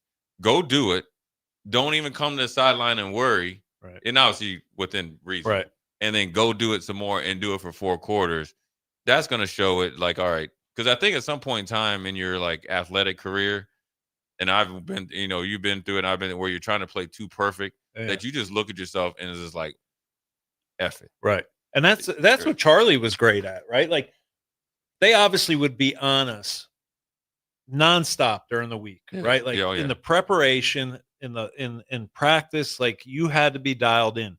But come game day, when he brought, defense or defensive line and I think you guys would you guys come there, right? You'd come in there, and he'd be like, "Now's the time. I want to see you pin your ears back. I want to see you coming so hard, the skin on your eyeballs is coming off." You know what I mean? Like it's when it comes to game day, now it's about just playing fast and trusting in your preparation, right? Like that, like you just know, like okay, back goes in motion. Now it changes my responsibility from this to this, right? Like that, but doesn't change, like, and it quick enough that your focus is still, I'm getting off on this ball. I'm getting off on this ball as fast as I can. And so if they can get to a point where they're playing like that, then yeah, I mean, that's great. That's the goal right there. Like you said, I mean, they've started fast here. I mean, the drive that they put together, I think USC was good. Was great. Was great. Is Hogerson, does he script those? Who knows? I'm assuming, I mean, he probably has some sort of idea of what he wants to do. But just, I mean, continue to put that drives like that together. And defense come up with stop. Special teams, do your thing. You'll be fine. It's not like UCLA is Ohio State. That's what I'm saying. I want to see who's going to be the one guy, in particular on defense. I mean, because offense is kind of, if a receiver gets going, then he's the guy. I want to see who's the guy on defense that takes upon themselves, like not to make a big play, but to bring the energy. Like no, none of the stuff on the sidelines. Like, all right, I'm about to get everybody going and bring everybody with me, because I always like remember when we played up at Colorado. You're on the road. We obviously were playing for a national championship, so I mean, we obviously showed up with our mind right.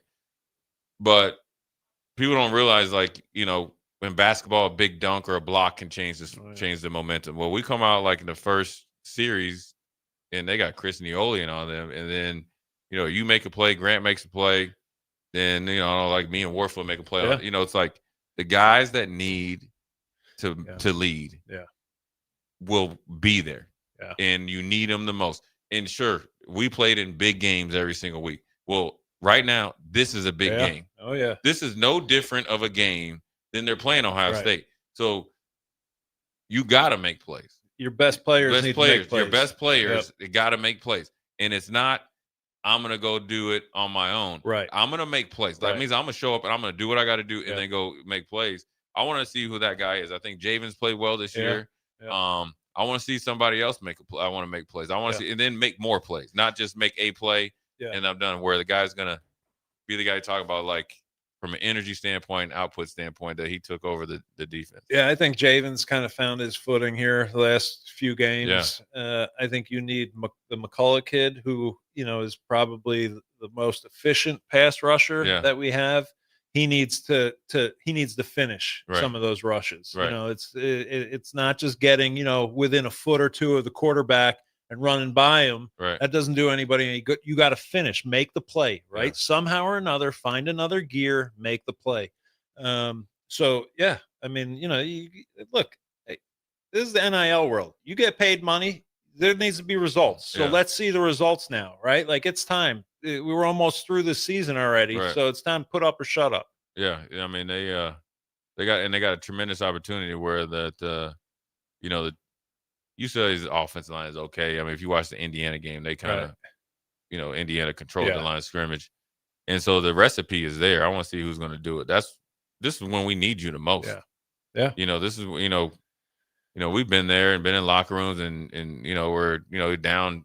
Tommy's down, Brooks down, and you got to go down to Oklahoma in a hornet's nest. Right. Well, that's what you got to expect going to UCLA. So I want to see what guys going to manufacture that in the locker room. And this is going to be, look, out of the last 3 games, this is going to be the easiest environment that you're going into. Oh yeah. Right. Oh, yeah. Penn State's going to be senior day, even though they've been bad this year. Right. So you're still going to have some emotion there. Obviously, Iowa, they could be 10-2 when we play them. Yeah. So yeah, they need to get this. Yeah. Yeah, it's a big game, man. It's be interesting to see how they attack it, and it'll tell a lot, like where they're at and who's a leader, who's not, and when you get down to the end of the season, I always remember this is Houston, Dob Caper, you play for Dob. He was like, "Hey, look, we ain't making the playoffs." He's like, "But we evaluate you extra hard because we paid you guys a lot of money, and if you don't, if you're not playing good and practicing," he's like, "We'll get rid of you." So it's the same thing right now for these guys. You coming down the pipe, man. Your lasting impression is your first impression starting next year. So for the guys that got more eligibility or want to get paid more, you got to come up big tomorrow. There's nothing like it on the road. You're gonna be on Fox, so you live on stage. And it's just a thing called pride. Do you know what I mean? Like, have some pride about what you're putting out there on the field. Right. Do you know what I mean? Like, come on. Like, this thing has clearly not gone the way that they expected it. But you still got a chance to save face here. Maybe you're not going to be playing in the playoff, but you still can prove everybody this program is heading in the right direction. Oh, yeah. And you got to have that standard that, hey, look, all right, we didn't, look, if you want an example, look at Ole Miss. Right. They were, last year was the year with the schedule the way that it's set up, and Lane coming back last year, and whatever everybody they had, they were supposed to be in the playoffs. Yep. They came up 1 game short. Yep. They lost to Florida, right? Yep. I think Austin. Now look at them. Yeah. So if you don't think you're laying the foundation down for future dividends, then you definitely got your head in the sand. Yeah, and it's also the world of the transfer portal. So if you want guys to stick around, you better show something collectively as a team here. Yeah. To make guys say, okay, we didn't get it done this year, but we are close now. Right. Like we're getting close to being over that hump. and right now I think everything in terms of that argument, everything or a conversation, everything's up in the air. I think you have just as many people that don't believe that it's going in the right direction as the amount of people that do believe it is going in the right direction. And yeah, when you're looking at a team that's 3-5 or whatever they are, I mean, you got to get if you're a program that is even talking about college football playoff and you have a team that's 3-5 on your schedule, you better win. Yeah. You better win, right? Yeah. And to be honest, it shouldn't come down to 3 points. Right. If you're looking at it, right, like a 1-score game, like you got to be able to go out there, California. Like we said, pack your defense, pack your special teams, pack your run game, and you should be able to come out of here with a nice, comfortable victory. Yeah. Yeah, it's definitely we're more talented, quarterback or not. Right. It's a team where you got to kind of, we used to call it a jock check. Yeah. Yeah. You can't say this on the radio. So we're going to take a quick break, come back. Jay Foreman, JP, Austin Norman. We'll be right back. Watch Old School live on Facebook, YouTube, or Twitch. Old School with Foreman and Orman on 93.7 The Ticket and theticketfm.com.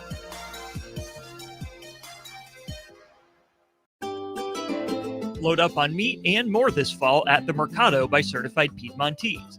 From now through the end of November, Ferndale fresh turkeys are just $3.99 per pound and in limited stock. Perfect for your holiday meals. Plus, you can stop by for lunch on Fired Up Thursday at the Mercado East or Fired Up Friday at the Mercado North. With locations at 84th and Havelock, 30th and Yankee Hill, and now 85th and Old Cheney in Lincoln, or 168th and Maple in Omaha, get to the Mercado today for the best meat in town. Takes it all the way. Win way more than bragging rights at Warhorse Casino, where your love of the game could put $1 million in your pocket. The Pro Football Frenzy is free to play with prizes all season long. Weekly cash prizes up to $1,000 cash, season-long leaderboards, and a chance to win $1 million. Only at Warhorse Casino. Wagers may only be placed on Nebraska-based teams when played outside the state of Nebraska. Must be 21 or older to gamble. Gambling problem? Call 1-833-BET-OVER. Select Plumbing and Utility has been serving Lincoln and the surrounding area for 14 years, and they're not slowing down. Select Plumbing and Utility handles all your plumbing needs, from faucets and water heaters to full renovations, and they can even help with your heating and cooling needs. They're also Lincoln's underground experts, repairing and replacing broken underground water and sewer lines since day one. Contact Select Plumbing and Utility today at 402-560-6197, assuring excellence in every situation, opportunity, and challenge. That's 402-560-6197.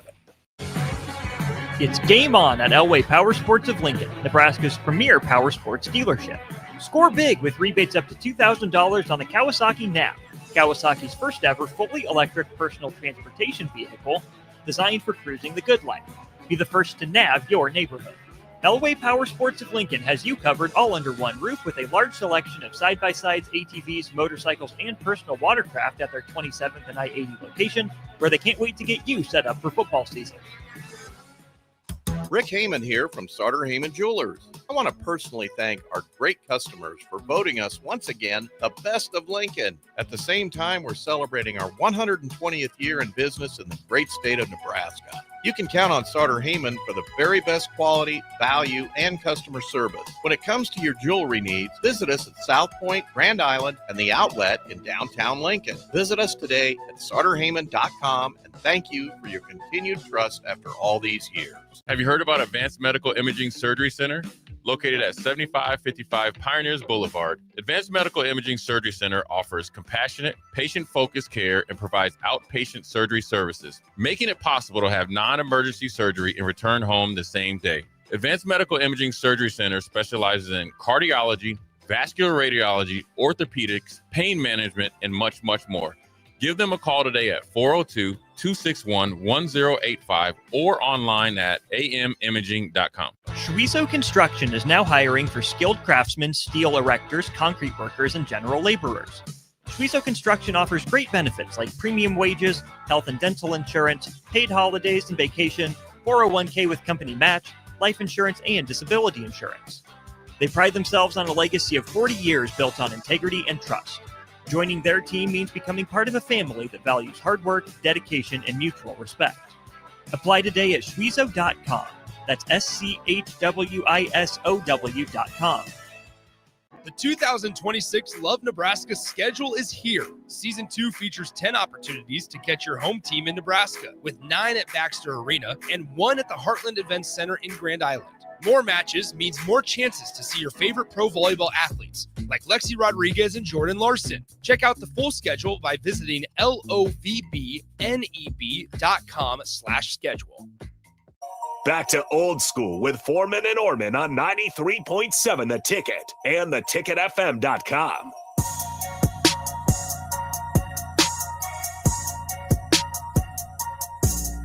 Oh, man. We're going to have to get that locker room podcast going. Yeah, Farley then walked up in here. We'll have to work on that in the offseason. That'll get us through this winter and spring. But, Jason, I got a text from Casey Freeze. Yeah. Casey Freeze is mad because I'm always on him because he's the principal at East. Right. He need to start flexing his power about, some of the stuff they got going over there, and he's been a little bit of a chump. So he's listening, and he says that I need to ask you about how you carried me to the golf title. No, that was both of us, man. We just stepped up. We said we're getting it done this time. I told Casey, I said, winners win, man. That's right. Yeah, he's selfish. He wants to get credit because, if he was a teammate, he'd want all the credit. Right. Yeah. Yeah, and it's one thing for a team to go out and do it one time, but then to do it, to back it up again and take on even a taller task like we did the week or two later with Ersty. Oh yeah, and then just annihilate him and Duke. Yeah, that was just that was the icing on the cake. Absolutely, icing on the cake. Absolutely. You just never know when two hardheads decide to get it together. Finally. I mean, does Casey does he want a piece of this team here? Does he? You know who his partner is, right? Aaron Bell. I hope Bell's listening. Because his game's dog, you know what. You catch Aaron Bell on the wrong day. You catch Aaron Bell on the wrong day, man. He is like Bryson DeChambeau. I know. Yeah. No, I don't think Casey wants any. He just likes to push it. Casey cringes every time I call him. It's always after an East sporting event. Yeah. And he gets mad. But well, they got a big game tomorrow night. Yeah, Creighton Prep. Yeah. The Manning boys out there got to represent. They're going to get plenty of action because they run the ball up there at Creighton Prep. Yeah.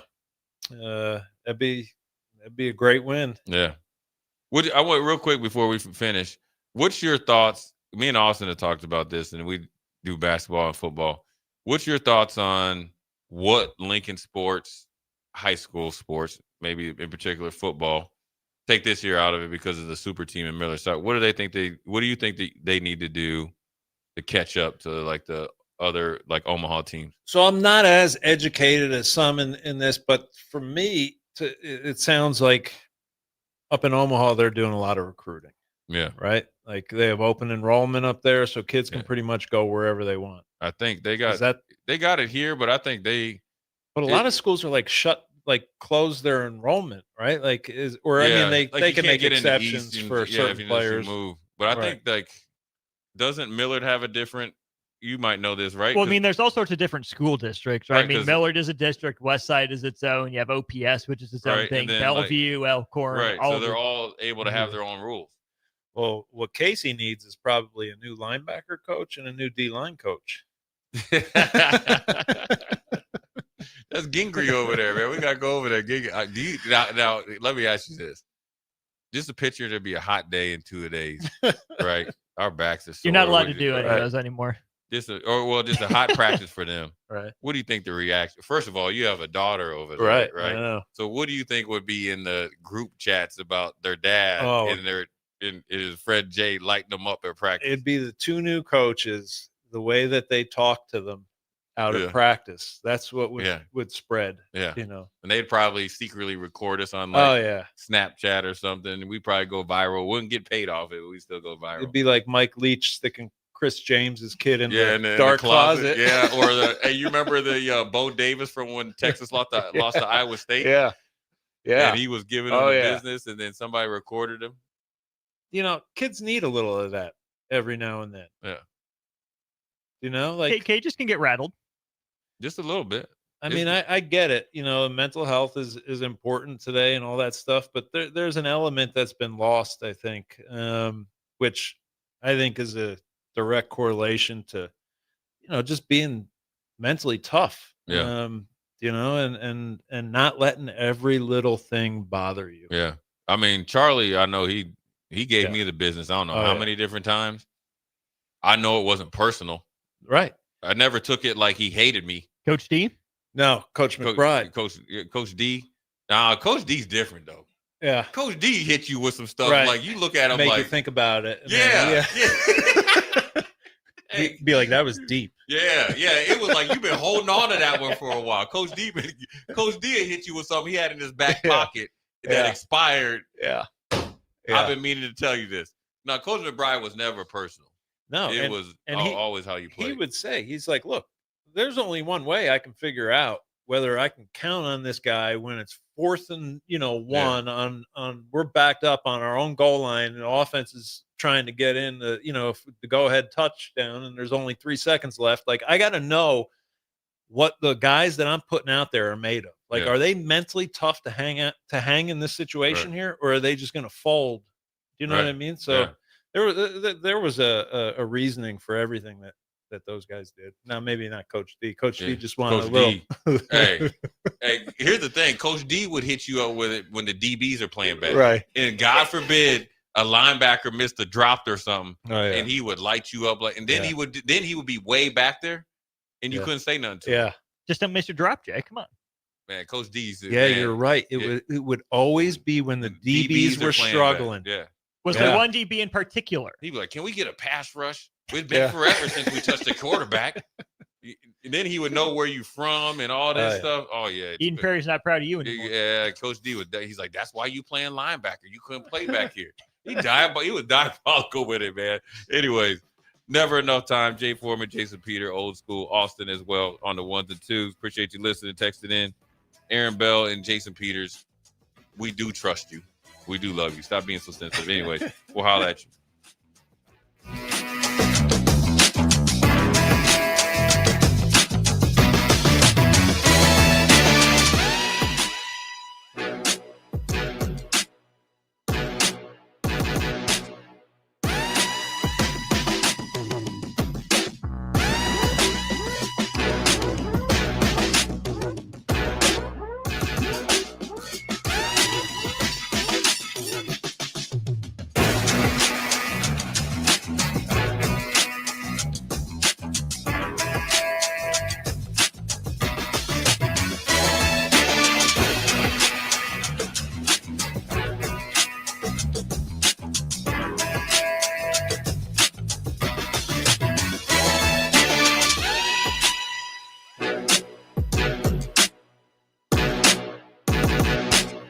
$93.7 The Ticket. Fox KFXL weather. Brought to you by Bryant Air Conditioning, Heating, Electrical, and Plumbing.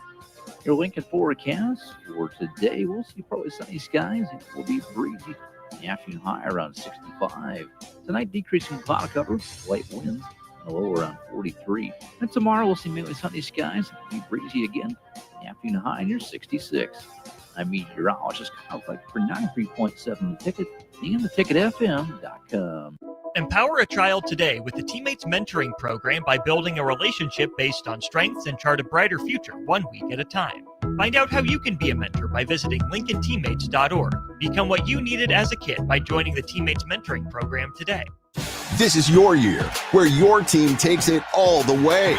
Win way more than bragging rights at Warhorse Casino, where your love of the game could put $1 million in your pocket. The Pro Football Frenzy is free to play with prizes all season long. Weekly cash prizes up to $1,000 cash, season-long leaderboards, and a chance to win $1 million. Only at Warhorse